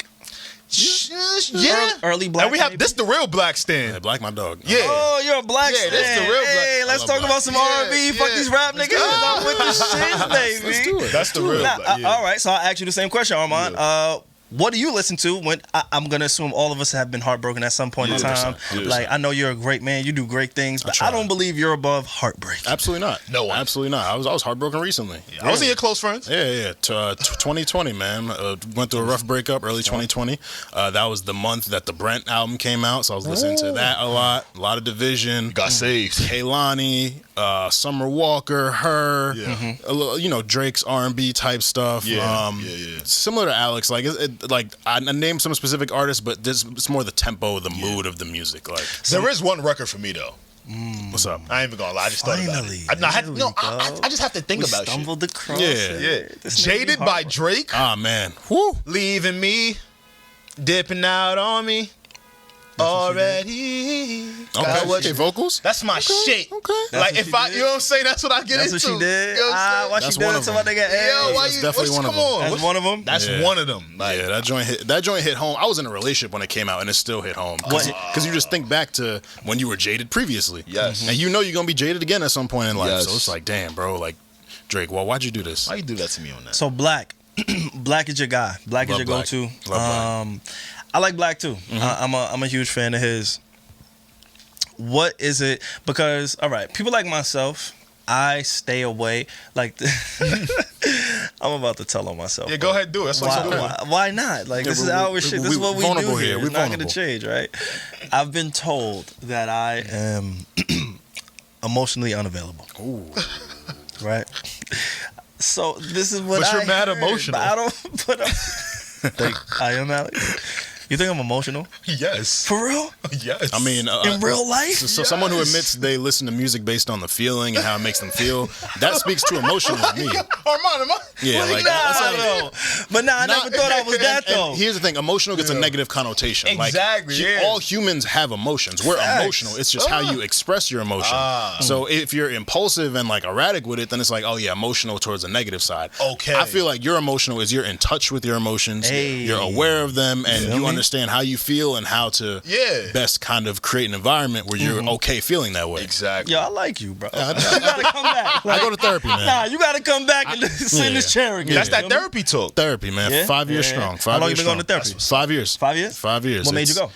Because 5 years ago, and I'm assuming we're around the same age. 5 years ago probably put you in your early 20s, I was late 21. teens. Okay, yeah. 21. So 5 years ago, and what made you make that decision? Because I don't believe 5 years ago, and I actually went to therapy too, but I don't believe 5 years ago it was cool to go to therapy. Absolutely You know, not. like it is today. Like today, you almost get like pussy off for saying, hey, I I go to hate that therapy. shit though. I hate it because kinda fly now. mental health is trendy now. People are using it as a trend, tweeting good vibes, protect your mental health, all that, and it's like it's so much deeper than that. It's so much deeper than a tweet, than a quote.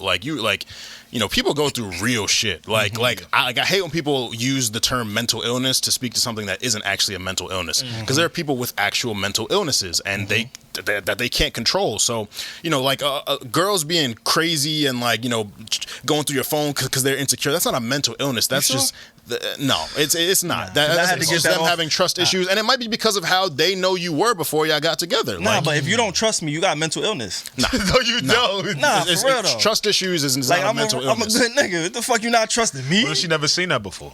Like, what you mean? Yeah. That gotta be under the umbrella. Nah. Not trusting a black man in a relationship. Nah. What the fuck? Nah. Something's wrong with Nah. you.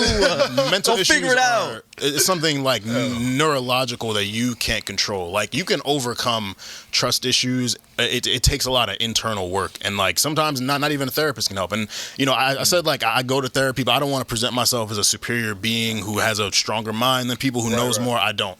I just think that I'm better than who I used to be because of my experiences in therapy. Like they've made me so much more aware of myself, and being aware of yourself helps you to be aware of other people, because there are certain traits in yourself that you might not like, and you see it in other people, and you're like, why does that bother me so much? It's like, oh, I used to be that way, so I know what they're not doing to fix this in themselves. So that's why that bothers me so much. So like I'm a lot more like cautious with people. I love that. Like you said, self-aware.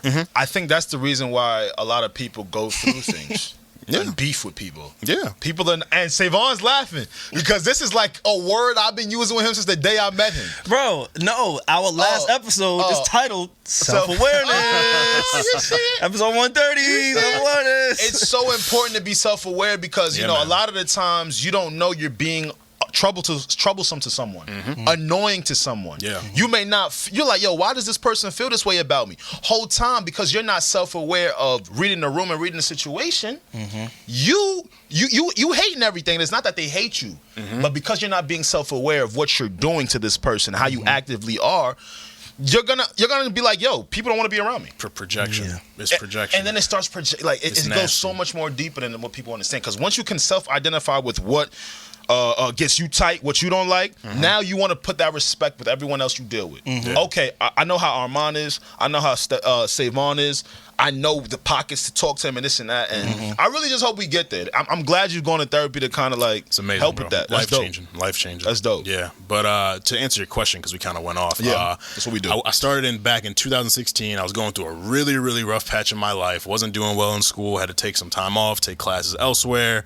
Was dealing with some shit with my ex, and I was going crazy. Like my mind was just all over the place. And you know, I was lashing out on my parents too. And so they suggested to me, like, you know, maybe you should talk to someone.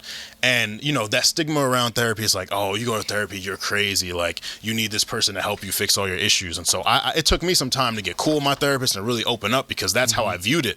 But when I really humbled myself and let go of the pride, the ego, the entitlement, thinking I know everything, and like really let them in and had those conversations, like I saw a really positive change in myself. And I'm at such a good place now mentally, where shit that bothered me a year ago don't bother me as much now, because I know 90% of life is how we react to things. Like 90% of our reactions rather has to do with us. Like a person might do something to you and it bothers you, but you got to look within yourself to be like, why did this get to me?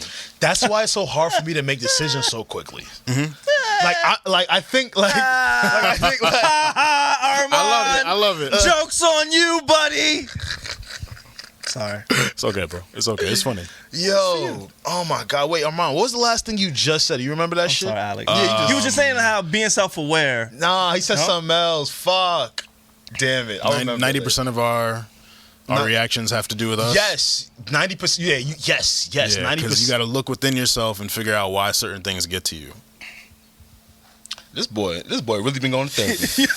Life changing. I suggest it to everyone. It might not work for you, and that's okay. I'm not gonna say it's the fix all, but I encourage everyone to at least try it. But you really got to let go of that stigma and the preconceived notions of it. Like, you're not sitting on someone's couch with them with a notepad. Like I don't lay on the couch. I sit on it, and like he does have a notepad, but like I be laying down. Yeah, that's what's up. That's dope.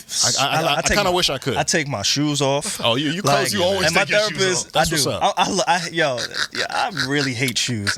But when I've gone to therapy, it's been some years that I've gone. Just, travel purposes, work purposes. And then when you kind of feel in a better space, in a better mental space, like when you broke, you just can't really afford that shit. Yeah, so, shout out to health insurance.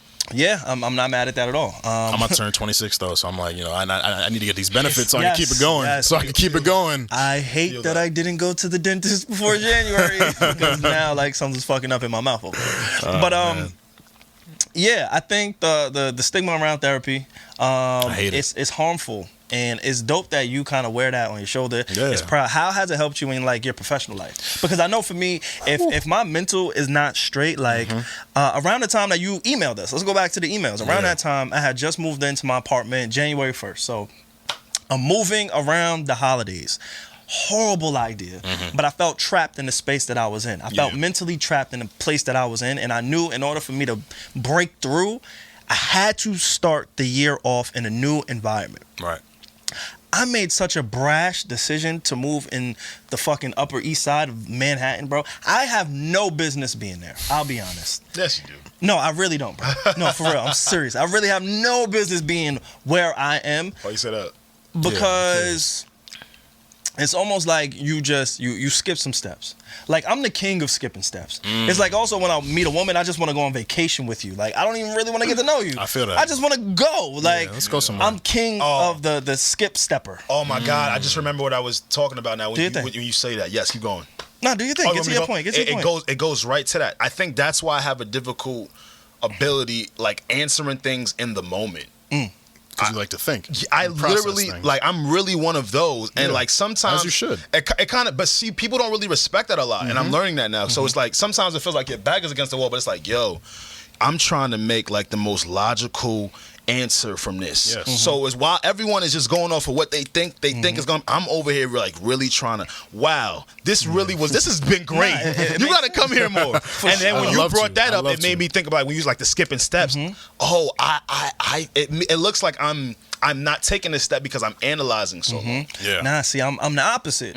Like, I was living, I felt trapped. I felt like, yo, I need to change. I need to get on my own. I don't want to be in my parents' crib. Like, I can't really date a woman because, yo, like, I'm not the guy. And outside of us being in the pandemic, I'm not the guy to be like, yo, meet me at the club. Like, I'm not trying to go to the club. I like an intimate setting. Yeah. But now, hey, it's no intimate settings outside because everything's closed. How can I really have that connection with anybody, any woman, period, in my mom's basement? Yeah. I'm not doing it. Like, I'm just not doing that shit. I don't give a fuck if you willing to bust it on the couch. I don't give a fuck. I'm not doing it. It's different now. So I had to go, and I wanted to move in between. I'm super family oriented. Got that shit tatted on me. I'm all about my family. I do all of this shit for my family, right? Yeah. So it was hard for me to just up and leave my family. I was actually looking at places in Jersey.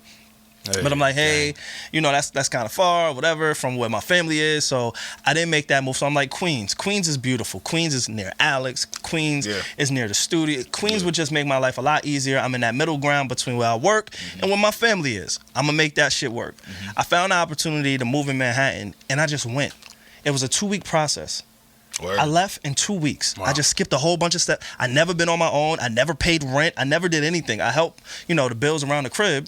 But for me, I just skipped so many steps by being that ambitious to move into the most chaotic city in the world. I was like, fuck it, I'm out. So that's what I mean. Like, therapy is hard for me. Like, this is therapy for me. When we come here and we turn 100%. These mics on, this is therapy for me. And therapy comes in many forms. Like people think it's just the talking to a psychiatrist. It's like, no, you can have therapy playing video games, listening to music is therapy, smoking weed is therapy. Like, there's different things, but definitely therapy for me. Yeah, absolutely. But like certain things, you can't necessarily rely on. Like having that professional to talk to, someone who's non-biased, who's removed from your personal life. It's been great for me. It kind of goes back to, like, even though this generation is trying to dispel a lot of what last generation was afraid to peek into. Yeah. And it goes into that, like, all right, we don't find therapy as weird. Now when people bring up therapy with, amongst our peers or around this generation, it's like, nah, I know he's cool in the head. I just know that it's also healthy to go speak to someone when you feel like you can't. Yeah. And this is how we improve, Yeah.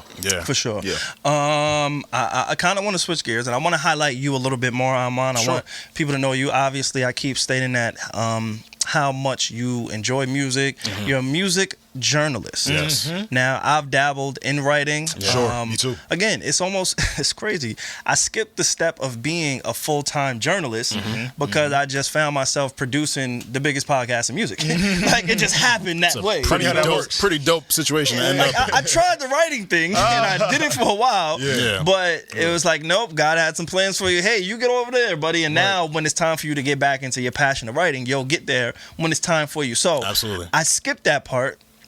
So whenever I speak to people like yourself or Reggie or any writer out there who I admire, I feel like it's a slight for me to say that I'm a journalist, right? I'm a writer, but I'm not a journalist per se, because that's a discredit to you. You put in that work. I don't take it personally. You know what I'm saying? But it's just semantic. You know? But when it comes to your story, your journey, you're a writer, print form. You also, like I said, you have your podcast. You came on this podcast Stay to busy discuss with Armon, Saller, and Nick Stay earlier. busy. Shout out to, you actually highlighted me at some point. Yeah, we did. Around last year. So shout out to y'all for doing that. That was dope. The guy saw it on Joe's podcast. He loved it. That was hilarious. And that was like week, 5 for you? Yeah, that was like our, we started in December, so that was like maybe episode 7 or 8. Episode 7 got a shout out on one of the biggest podcasts in the world. Yeah, dope. And it was at the beginning of Black History Month. It was just so many good things going on. Full circle. Beautiful. So, just speaking to you a little bit. Yeah. How did your story? How did you begin in writing? Why do you write? There's so many other ways to get your opinion and your thoughts out. What was it about writing for you where you say, you know what, I'm gonna go this route? I kind of stumbled into it. Like, I've loved writing my whole life. Like, I was that student who liked presentations because I like public speaking. I love big crowds. People get scared when they got to speak in front of a lot of people. I feel like I get better and more into it when there's a large crowd because the stakes are higher. But I also loved writing papers. And I came into college wanting to be a sports broadcaster for ESPN. Applied there a couple times, didn't get the opportunities, and I was like, all right, maybe I should look elsewhere. Like, well, what else do I love to do? I love music. I never thought I could have a career in music, but my cousin actually, she worked at this blog called musictimes.com. They had a credit internship, so I interned there the summer of 15. Got to be in the office, writing questions for their interviews, transcribing interviews, listening in. Got to publish my first articles, and it was like, yo, this is dope. Like, I get to put my words out and my thoughts out to, thousands and millions of people for them to read. And I can do it with music as well because I am a very opinionated music listener. I do really listen to the music and analyze it. So, shit, maybe I can make something of this. So, from there, went back to school, started writing for this blog called Hand Me the Aux. They were a startup blog in Atlanta that my classmate at Cornell was in. And so he gave me the opportunity to write there. That was in 2016 when, like, Views dropped, Coloring Book, Doug dropped Slime Season 3, Annie dropped. It was a great time for music. So it was like, damn, I'm writing and I have the opportunity to cover all this great music. So I was really invested in it. And I think, if one thing you guys will probably get from my long speech that I'll try to keep short is like passion. I have such a passion for this shit, and like that drives me more than anything. It drives me more than a verified check or being able to meet this person, meet that person, or even making money off it. And I would like to make a living off of what I feel I'm very good at and passionate at, but that comes with time. This is a very long, steady grind. Right. But yeah, from Hand Me the Aux, I interned at The Source magazine in summer 17. That was really cool. Worked directly under Londell McMillan and a couple other people there. And that was dope because I had the startup experience, but then I worked at a big magazine with hundreds of thousands of followers and helped them organize a festival. And I wrote a bunch that summer. Like, they had most interns work 3 days a week. I was like, I'm coming in 5 days a week. I was like, I'm going to show you how serious I am. I'm trying to get a job after. So I went in 5 days a week, 10 a.m. to 6 p.m., stayed later for the different events, went to different listening parties. Yeah, man. That boy was working. I had to make the most out of it. And I think I showed them how serious I was. So went back to school because I did an extra semester at Cornell, graduated, and was looking for music jobs, but it's hard to find entry-level music opportunities in journalism and media, especially like, I had The Source on my resume, but it was only 3 months. I had the startup, I had Music Times, but like my resume wasn't strong enough to get into these opportunities, a staff writer at Complex or at Billboard or something like that. So kind of had to start from the bottom and, keep writing with Hand Me the Aux. I got the opportunity to freelance for Revolt for a little bit, summer 18. And those was the point where I was like, yo, I'm tired of this pitching shit. I'm tired of people telling me no, people telling me I'm not as good as I know I am. So I'm just going to operate independently. So I wrote for Kazi with Alex for a little bit. Thank you for bringing me in. Of course, man. Of course. Yeah, it was a pleasure to edit for you. Thank you, bro. Wrote for Elevator for a little bit, and then I started my own Medium page. I think that's what. Can you explain what Medium is to people? Because we see it a lot. We see it a lot, but we don't really know what it. Never heard of it. Yeah. Okay. So Medium is basically like an open publication that like anyone can write for. You don't have to pitch to them. You don't have to be on staff. You can literally make an account and start putting your own writing out. And that gives writers the opportunity to create their own bylines rather than waiting for, DJ Booth to say, oh yeah, you could write this for me, or waiting for, Paper Magazine to be like, oh yeah, you could join us. Like Medium gives you the free reign to write when you want, and put it out when you want. And so, is there a compensation in that? You can be compensated. So yeah, I am a Medium partner. You pay like $5 a month for it, and then your articles get blasted out to like a bunch of different listeners. So that's why it's important to have your tags right, like different hashtags and like SEO and all that. Because the more people see it, the more money you can make. Right. I haven't made too much money off of it, but again, I'm not in this for the money. Like I was working a bunch of different jobs. And then writing, for fun and for passion, just getting my skills up. But I think things really turned around for me during the pandemic, coincidentally. Really? Like, I was just about to get a new writing job, and then they froze the process because they didn't know where their budgets would be like. They had to let a bunch of people go. A lot of that happened. I was like, damn, bro. Like, yo, did this job, I was going to be paid the most money I've ever been paid. Benefits, unlimited PTO, all that. And it was a Black-owned publication. So I was like, this is perfect. This is exactly what I wanted. Shit didn't work out. I was like, all right, man, well, I can't stop writing. Like I've been doing this for so long, and I love it. So like I'm gonna keep it going. So, but those moments seem to be like pivotal moments in people like our careers. Yeah. Is like you're at the highest of highs, and then life just happens to where now you got to figure it out again. Yeah. And now you're back in the trenches, and now it's like, damn, I thought I was gonna be here. I mapped my entire, let's say, 6-month plan around this because I believed in this, but now it's time to be humbled. It's like God, the universe, whatever you believe in, it's time for it to humble you. Yeah. And I'll be honest, like, we get super transparent on this podcast. The departure of Steph was one of those moments for us. The moment we realized, like, okay, we're really going in a different direction, and she's taking her career this way, and we're still over here doing it this way. Yeah. That is a moment where, damn, I'm back in it. Like, I looked at Alex and I said, yo, bro, we back in this thing. Because me and Alex is when I came to him with the idea about relaunching this podcast, it was just he and I. Yo, bro, can you meet me at Applebee's and let's talk it up? And at the time, Alex was like vegan or some shit. And I was like, oh, this nigga's disciplined. We about to have a great fight. This nigga don't eat chicken? I'm over here fucking up some chicken wings. And Alex is looking me dead in my soul eating celery. And then he had the nerve to be like, yo, let me put you on to this doc, bro. This doc really helped me out, fam. Like, it was the shit on, what was it on Netflix? What was it called? Was it about bad food? Shit. Yes, it was about I forget what it was called on Netflix. He was like, yeah, family, I'm just health is wealth, my nigga, like Black King. And I was just, I'm impressed by this nigga. Man. We got to do a show. You know what I'm saying? You feel me? And so it just brought me back to those moments.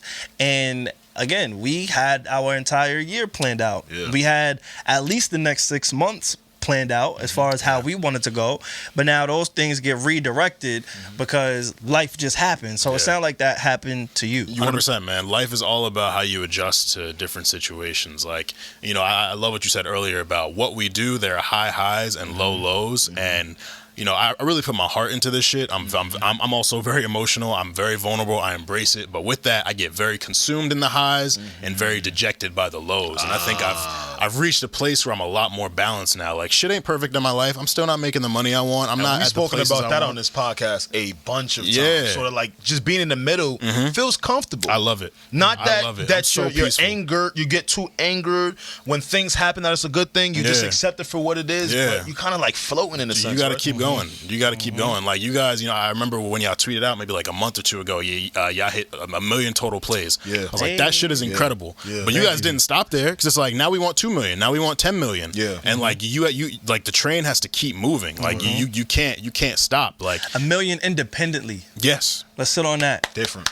Shout out to y'all. That's incredible. Like we did this shit. We have not received a dollar from anybody without it going back into this. Yeah, literally. Like, not a single dying. Yeah, and that's because you guys see the vision. Like, a lot of people look at the short term shit they look at now, but what you do now determines where you go moving forward. So in the pandemic, if I just let losing that job just be like, all right, I'm done with writing forever, I wouldn't have put out the Dark Lane demo tapes review that got me followed by Elliot Wilson. I wouldn't have got the Pusha T interview. I wouldn't have put out the Brent piece. Yo, this nigga interviewed Pusha T. I forgot. Yo, check my story right now, fam. Pusha T, that's my dude. He's a really cool dude. And how was that? How was that experience? I was hating on you. I forgot I was hating on you. Damn. That's Word, I had You technically met him first when he came on the pod, right? You were there? Nah, facts. Yeah, he was. You were there. But he wasn't there for me, though. I was just getting him chips and Wingstop. Hey, it is what it is. But nah, and the hate was a good hate, but I'm like, yo, shout out, that's dope. I hope that it motivated you to keep for sure. Now, you be motivating me a lot, I can't lie. And you too, man. Both of y'all, all y'all. I think people need to understand that, yo, people can motivate you. When I say I was hating on him, not that I'm hating on him having the opportunity, not that I'm hating that he's no, it's I gotta get there. I gotta do something to figure out how I can get there as an individual. And that's the problem with a lot of people. So many people hate on the people they should be inspired by. You should be looking at what they're doing, and you don't gotta copy it. You don't gotta follow their path, but take certain things they do, embody it, make it your own, and use that shit as fuel to that's push you forward. That's what I be trying to tell people. Yo, hate on me. Yeah. You feel me? But also do better than me. Don't just talk shit about me. Nah, don't do better than me yet. Try to do better only if you're in my circle, and I fuck with you, do better. Try to do better than me. Armon, you do better than me. Cool. I'm cool with that. Savon, you can't say that. Nah, I'm dead ass though. I'm so serious. If Armon came out and I seen this nigga at the Grammys interviewing everybody on the red carpet, oh yes, he's doing better than me. That's my nigga, good shit. But if you listening and I don't know you, don't do better than me yet. Yeah. We got some work to do. Yeah, man. Alex, that's for you too though. What you mean? My hate, it translates for you. I don't want them doing better than you. Listen, I think doing better is all objective. So it is. If you think you do better than me, nah, it's not though. Nah, definitely. Nah, it's not. We all judge success on a different scale. All right, watch this. Yo, P, you listening? Watch this. Yeah. You know that other podcast that we used to. Why you always trying to? No, bring but them up? listen. Now imagine they get the Drake interview. Yeah. You hating? Nah, cause look, they ain't gonna do it like me. Gangster. That's what I live by. And that's where my ego lives. People ask me all the time, yo, you're such a nice guy. No, I have an ego too. But it lies in knowing of my capabilities and my ability. Yes. So if you think you ill, be ill. I'm iller. I'm iller. But again, I don't want you to believe it. It gotta come from me. But me being iller doesn't take away from you being ill. At all. You still ill. You still you feel me? You're still you. Yeah.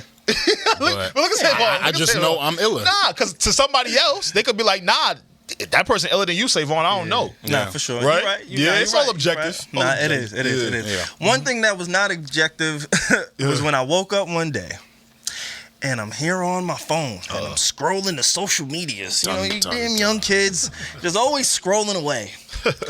And I'm like, that's a good look. Because the algorithms, they tell you when people are interacting.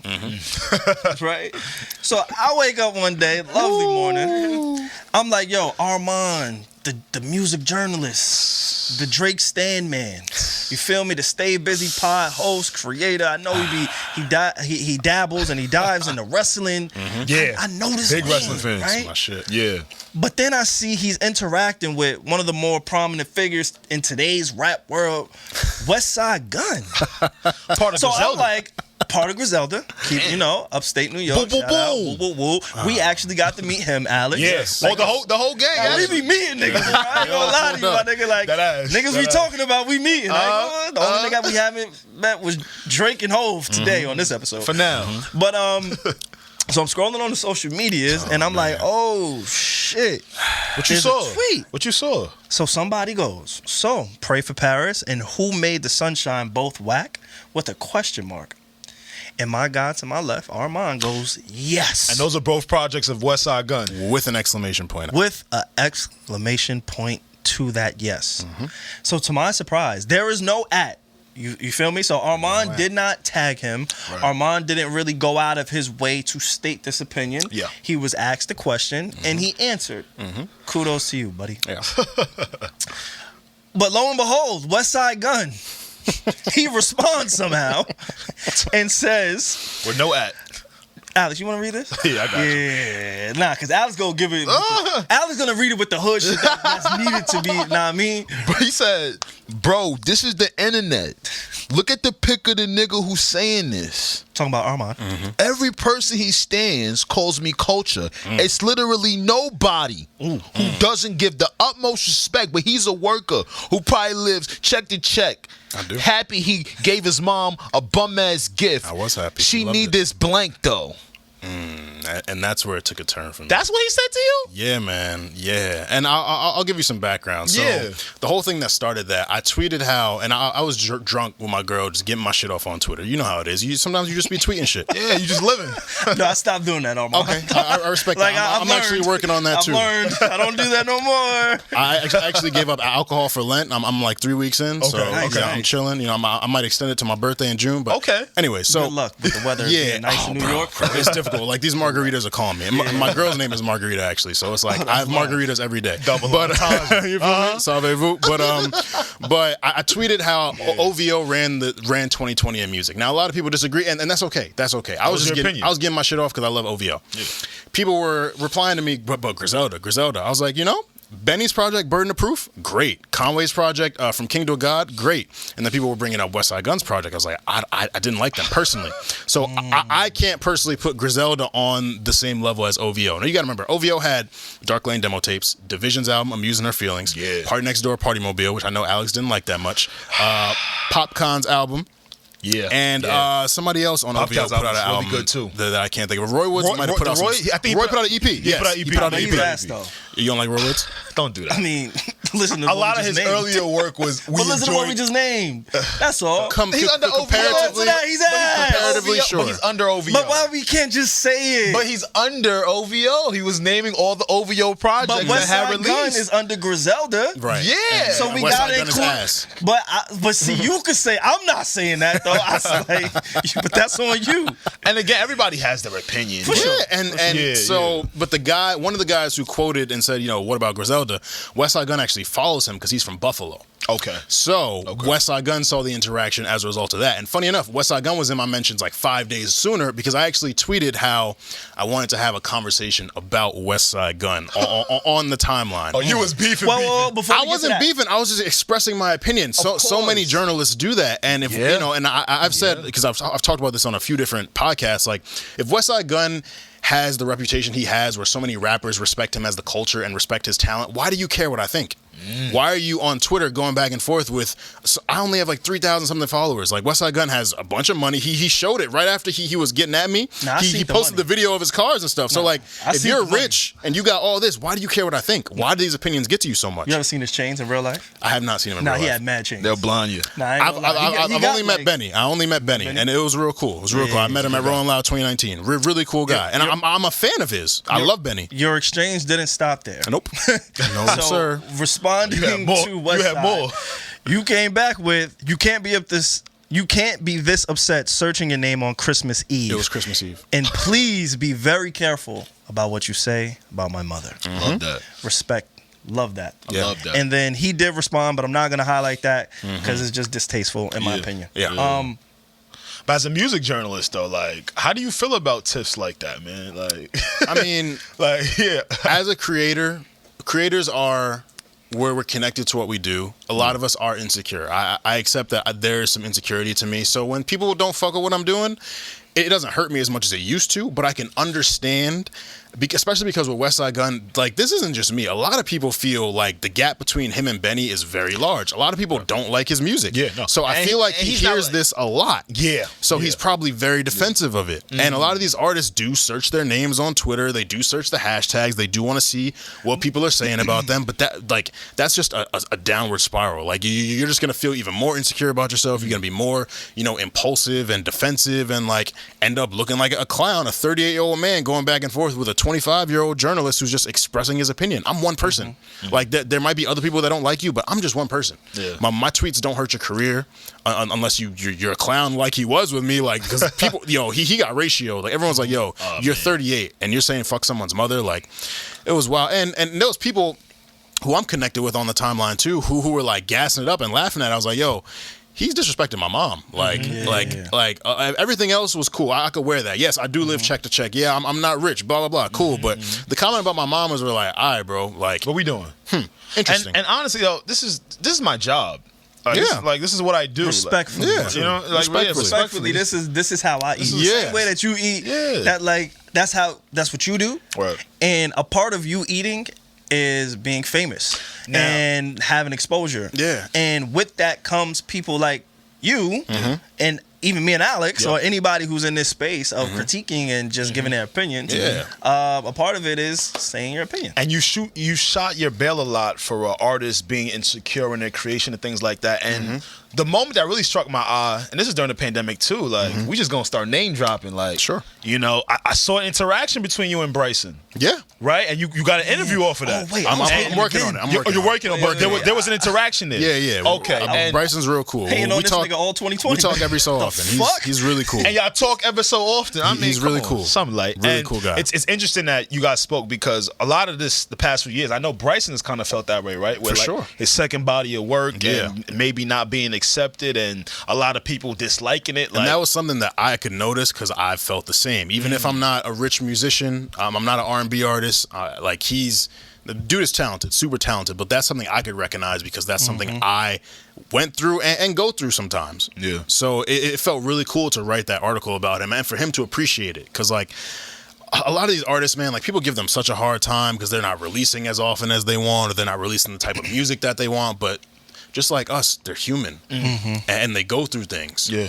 And you spoke to the humanality in that article. Yeah, man. I just watched the Biggie doc on Netflix, and it spoke to his humanality, and that's why I love your journalism so much. I love when art can be depicted in a way where we have to entertain, but we're still going to show you that everybody's human here. Yes. So, I'm sure that's why your pen is like that. Yeah, man. I like I said, I put a lot of passion into this shit, and like I really study these people and try to like understand them. No one does that anymore. Yeah, man. Why don't enough people do that? People just critique the music and they do these one-day reviews. Like 24 hours isn't enough to really digest and understand what someone's trying to convey in a project. Like even the trap music, like there's storytelling Especially in trap that. music. People try to say it's mumble rap. No, man. Young Thug be talking about trap music. Some shit. Trap music you need to keep listening to because you're missing all of the points over the 808s. Yeah, like the 808s is getting you, but they saying some shit on it. It's like, oh, this person Future makes the same music over and over. No, he doesn't. Future might use similar production, but the things Future says are very different, and they are very relatable. Even if I'm not a 40-year-old rich dude who dated Lori Harvey and has Sierra and all that, like, there are relatable elements to it. So I'm always looking for how I can connect with someone before I get super critical and super, judgmental and all that. But with Westside, I've just never liked his music. I've never really connected with it. Like, he's got a great ear for production. He's a great executive. He picked great features for Pray for Paris. I was literally just gonna say that. When his verses come on, I'm always, damn. It's not for you. Yeah, it's not for me. But I will say that Pray for Paris, the production wise on it, amazing. And the feature selection, absolutely amazing. I'm always gonna give flowers. Like, even with critiques, I'm gonna give flowers. Like, he's the brains behind Griselda. I can't take that away. Right. A few tweets of mine can't take that away. I would understand his cancel anger. Conversation. Exactly. I would understand his anger more if I wrote like a whole article trashing him. I didn't do that. It was a couple tweets.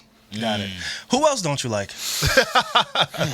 What artists don't I like? From a music standpoint, or like, or just it could be both because the more you climb that ladder in your career, the more exchanges you're going to have with figures and prominent people within music and culture. Like, you just can't you can't cut it any other way.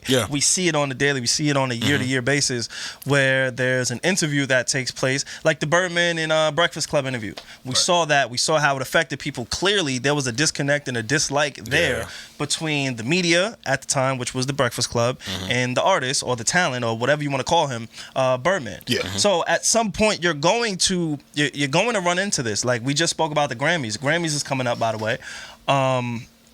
What happens when Armon is hosting or interviewing on the red carpet or has whatever interaction with a multitude of the people that he's critiquing, and now he is the voice of music journalism. And now people are looking to see what he says on a day-to-day basis. And now it's a lot of people who may not really like what you have to say. Like, are you preparing for that? Are you prepared for that? Absolutely. Like, if you see Westside Gunn, if Westside Gunn walks in his room right now, no goons, just him. Yo, I heard you Yo, hey, yo, I heard you talking to me. Boom, boom, boom, boom, boom. But are you ready for that? Is what I'm asking. It depends what his energy is on. Because I mean, we know his energy. Oh, we know. We seen his energy. We you know his energy. Maybe in the moment at that time. Yeah. When he walks through the door, are you prepared for those kind of exchanges with artists? I'm absolutely open to having a conversation with anyone, whether I consider myself a fan of them or not, because I think with most artists, I can find one song or two songs that I like. Like, I'm not a big Playboi Carti fan. I really liked his first album. Yeah. Die Lit was cool. He's kind of went on the downward for me. Gotcha. I would still talk to Playboi Carti because I want to hear from him. I want to learn more about him, learn his inspirations, kind of see if there's somewhere we can meet at to where we can connect, and I might feel the music more as a result of that. With Westside, I think it's similar, but I would be open to having a conversation with him if you'd be open to having a conversation with me. I don't necessarily want to interview him. I would love to talk to Benny. I would love to talk to Conway. I don't necessarily want to interview Westside, but I would be open to a conversation just to see if there's common ground that we can meet. Because Twitter exchanges, Twitter's so negative. Like, you know, there's these preconceived notions and connotations about different things. But like, I was just stating my opinion. That's it. I wasn't trying to hurt his feelings. I wasn't trying to say other people shouldn't like him. I was just stating my music opinion. Yeah. That's it. I guess certain Fair people enough. just want their appreciation on all fronts. Unfortunately, we're not going to get it that way. Yeah. Can't please everybody. No, you can't. But that's something you got to accept. Like, you're going to be stuck mentally forever if you try to please everybody all the time. It's not realistic. It's not gonna happen. Not even a little bit. Before we let you go, I really had a good time kicking it with you. Yeah, man. It's a pleasure. Word, for sure. Before we go, there's just two things that I do want to announce. Salute and shout out and prayers to everybody who's made it to this point. If you're listening to this podcast, that means you survived the pandemic. 1 year ago today that we're recording and that we're actually releasing this audio, the CDC had declared COVID-19 as a global pandemic. It shows a lot of resilience. And speaking to, again, we always speak to the community of creators. If you continue through this pandemic and you're still putting out content and you're still putting the pieces together and you're still trying to figure out, outside of just being the creator, if you're just a business owner, there's a lot of people who started businesses in this pandemic. There's also a lot of people who gave up because they didn't know how to navigate it.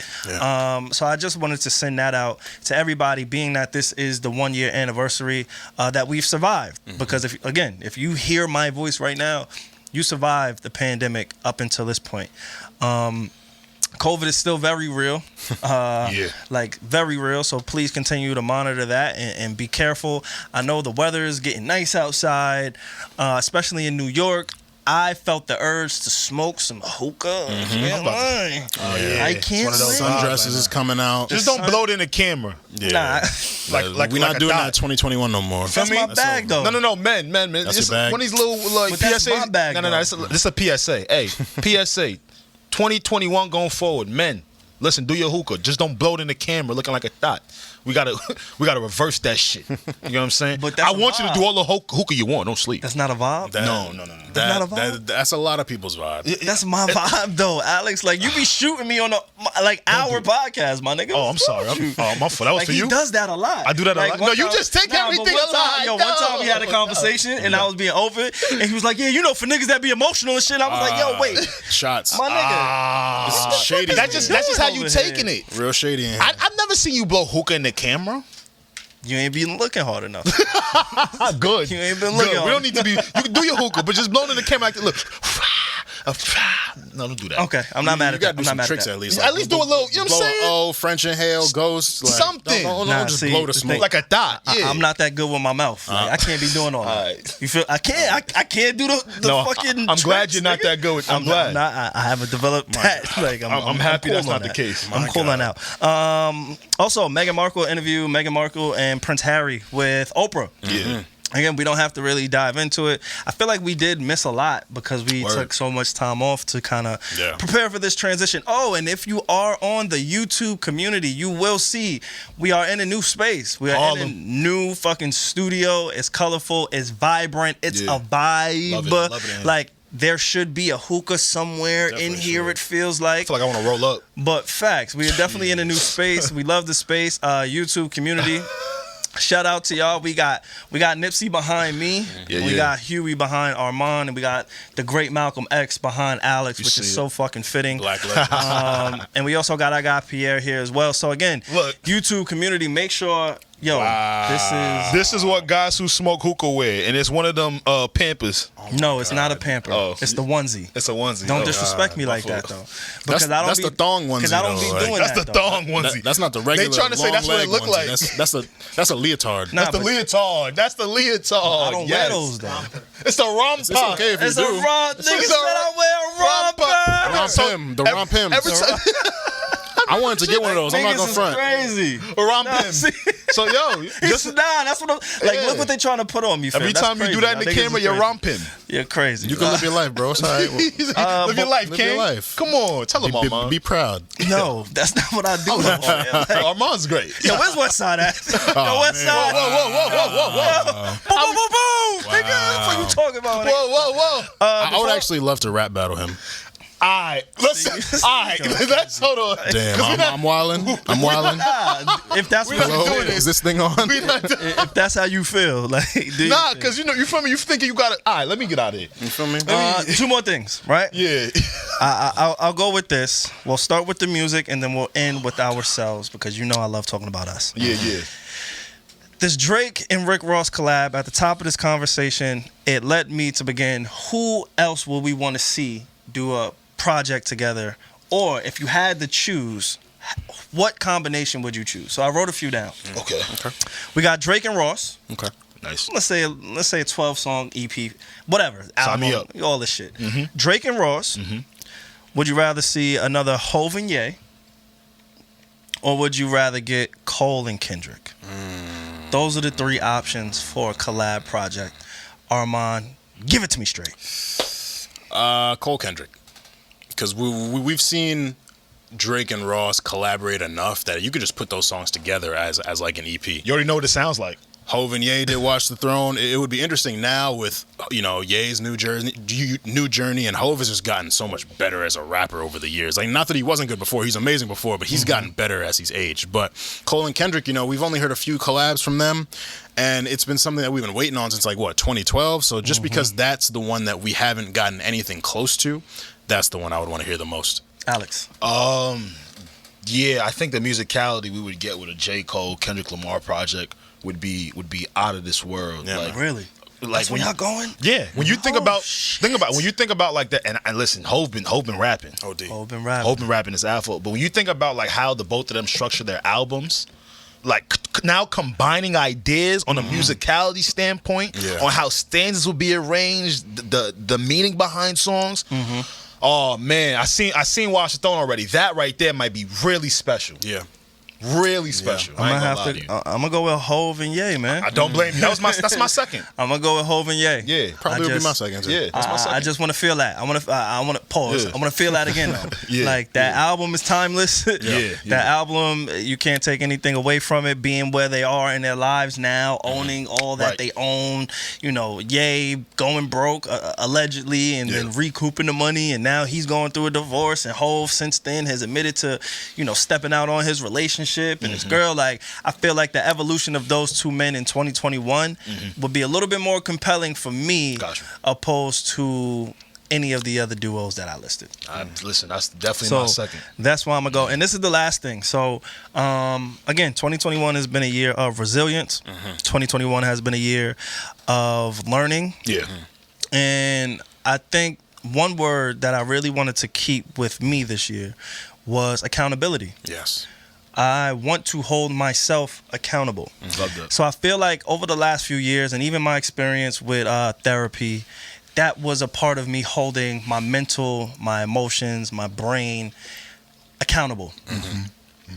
Alex knows, impulsive. I am an impulsive person. Right. Alex doesn't even fully, truly know how that impulse is, because we met at a later time where I kind of identified that within myself. Prior to Alex, I was a fucking loose cannon. I was, if I felt it, I'm moving on it. I don't give a fuck who you are. I don't like this is just what it is. Yeah. I felt that, right? All right. But over the last 5 years, 6 years, whatever it is, I've held myself accountable. I've done the work to be better in that front. But now for me, I have to match that same intensity, that same discipline with my physical, with my body. Love that. So now you see me lugging around this gallon of water. Yeah. Alex, you see me 5 days a week. Yeah. I never not have that thing on me. It be with you. Like, And it's holding you accountable. 1 hour, 2 hour, 3 hour. exactly. It holds me accountable for what I'm putting into my body. I haven't gotten drunk per se in a while. And even when I did, it was far and few between before that. Because I'm holding myself accountable. I'm waking up, I'm eating right, I'm putting the right things into my body. Because again, I feel like I've done the work on my mental, and there's never going to be a time where I'm like, oh, I can stop that. Because it's always a revolving door. Ongoing. You always got to work on it. It's a But lifestyle. now it's like, all right, you have to match your physical. And it's not just to be sexy and Instagram model for these hoes on IG. It's not to like be taking your shirt off and all. It's not for that. Yeah, it's more than that. Strictly because, hold yourself accountable, because it will bring you to be the best version of you. So that's how I feel. Is there anything that you guys want to leave off with that you feel like you should hold yourself accountable for?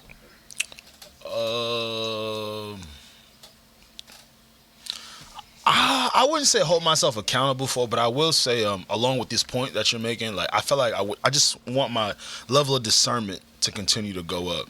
As we're getting older, like you said, we can be impulsive, we can make decisions here and there, but I just want my ability to discern things to be even greater than what it is now. And it might be okay now, but that's how we really get to understand the people we say we love. Yeah. That's how the relationships around us improve, when we can discern what certain things mean and interpret them in different types of ways. So yeah, that's the one for me, like just for continuous discernment with my loved ones and going forward.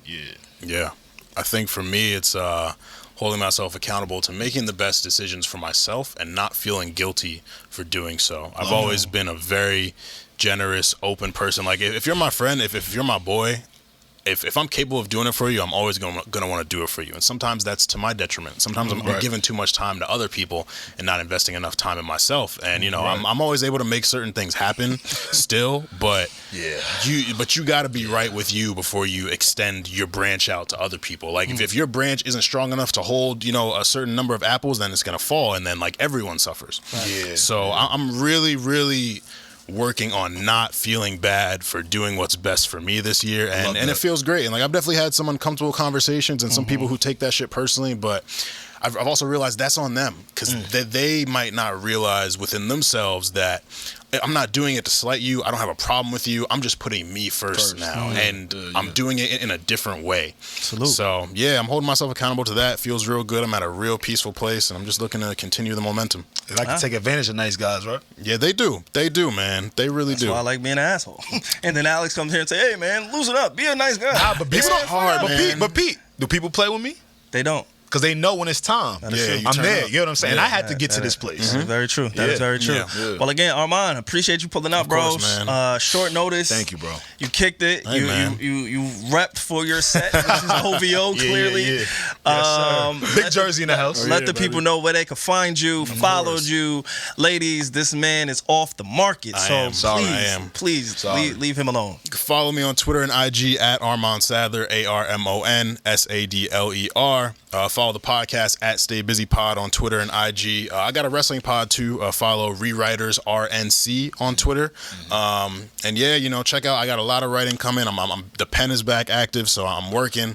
And as a fellow podcaster, let me tell y'all, Armon has a really good show over there with Nick. Thank you. All right, if you are a music lover, they do deep dives. Yeah. All of the Twitter topics about music that you wish you could speak to someone about, they literally get right into them each and every week. It's a joy as a music lover to listen to them. It's a great production. Thank you. Seriously. Man. Thank you. And it's concise. They ain't gonna take too much of your time. Yeah. That's a beautiful thing. Yeah. And shout out to you for wrestling. I love wrestling. Yeah. Real love quick, it. before we go, love because that. I did forget to kind of touch on that. Top 3 favorite wrestlers of all time. Go. Personal list. I have my list. I think I got one too. Personally, number 1 is The Undertaker. The Undertaker is my dog. I'm not surprised by you and The Undertaker. I'm not. Why is that? Because I feel like Undertaker, he's about his business. Yeah. Okay. He's not here for semantics. I just watched his interview with Joe Rogan, and the reason that he stumbled upon that character was because Vince McMahon said, yo, We need somebody who lacks personality but still gets a message across. So he became the Undertaker, who he's not on the mic, he's not doing the theatrics, but you feel his presence when that bell drop and the lights go low. 100%. So I'm not surprised by Undertaker. That's dope. And longevity, like he's one of the greatest ever. Absolutely. So Undertaker, Brock Lesnar. Brock Lesnar was the guy when I first started watching wrestling, 2002, 2003. Brock was at his peak. He was the one. So it was hard to not fuck with him. And then he's come back and had an amazing run too. And then lastly, Roman Reigns. I think Roman is just all time. Yeah, man. New guys too. Really? For me personally, all time. That's tough. All time. See, I'm not. Roman's that guy. After like 2010, maybe 2009, I haven't really been in the wrestling sphere. Okay. But I started early. My dad is super young. So my dad had me at 15, 16, whatever. So as he was growing up, I was introduced to wrestlers through him. Because he was so fucking young. He was still in it, like, oh, wrestling this, wrestling that. So I got introduced to wrestling and like when I was 3 or 4 years old, 96, 97, 98. So I remember those moments. So once the new wave, like I remember when Brock Lesnar was new. Yeah. Like I remember that. Oh, this the new big Brock nigga. What the fuck is on his neck? Hey, you can get muscles there. I've never seen that. Shit. Like so yeah, that's dope. Roman Reigns. Alex, you got one? I got one real quick. Edge. Hey, yo, you Legend. Yeah, Edge was my guy. The villain you love to hate. Rated R superstar. But it was like that. Word. Okay, Edge, Rey Mysterio. Okay. Rey Mysterio was like, he was the one for me. When that whole Eddie Guerrero, look at me getting into my geek bag when that come on. That whole Eddie Guerrero, Rey Mysterio shit back in the day did it for me. I was really disheartened when he left. And Undertaker. Yeah. Okay, nice. I can't be mad at that.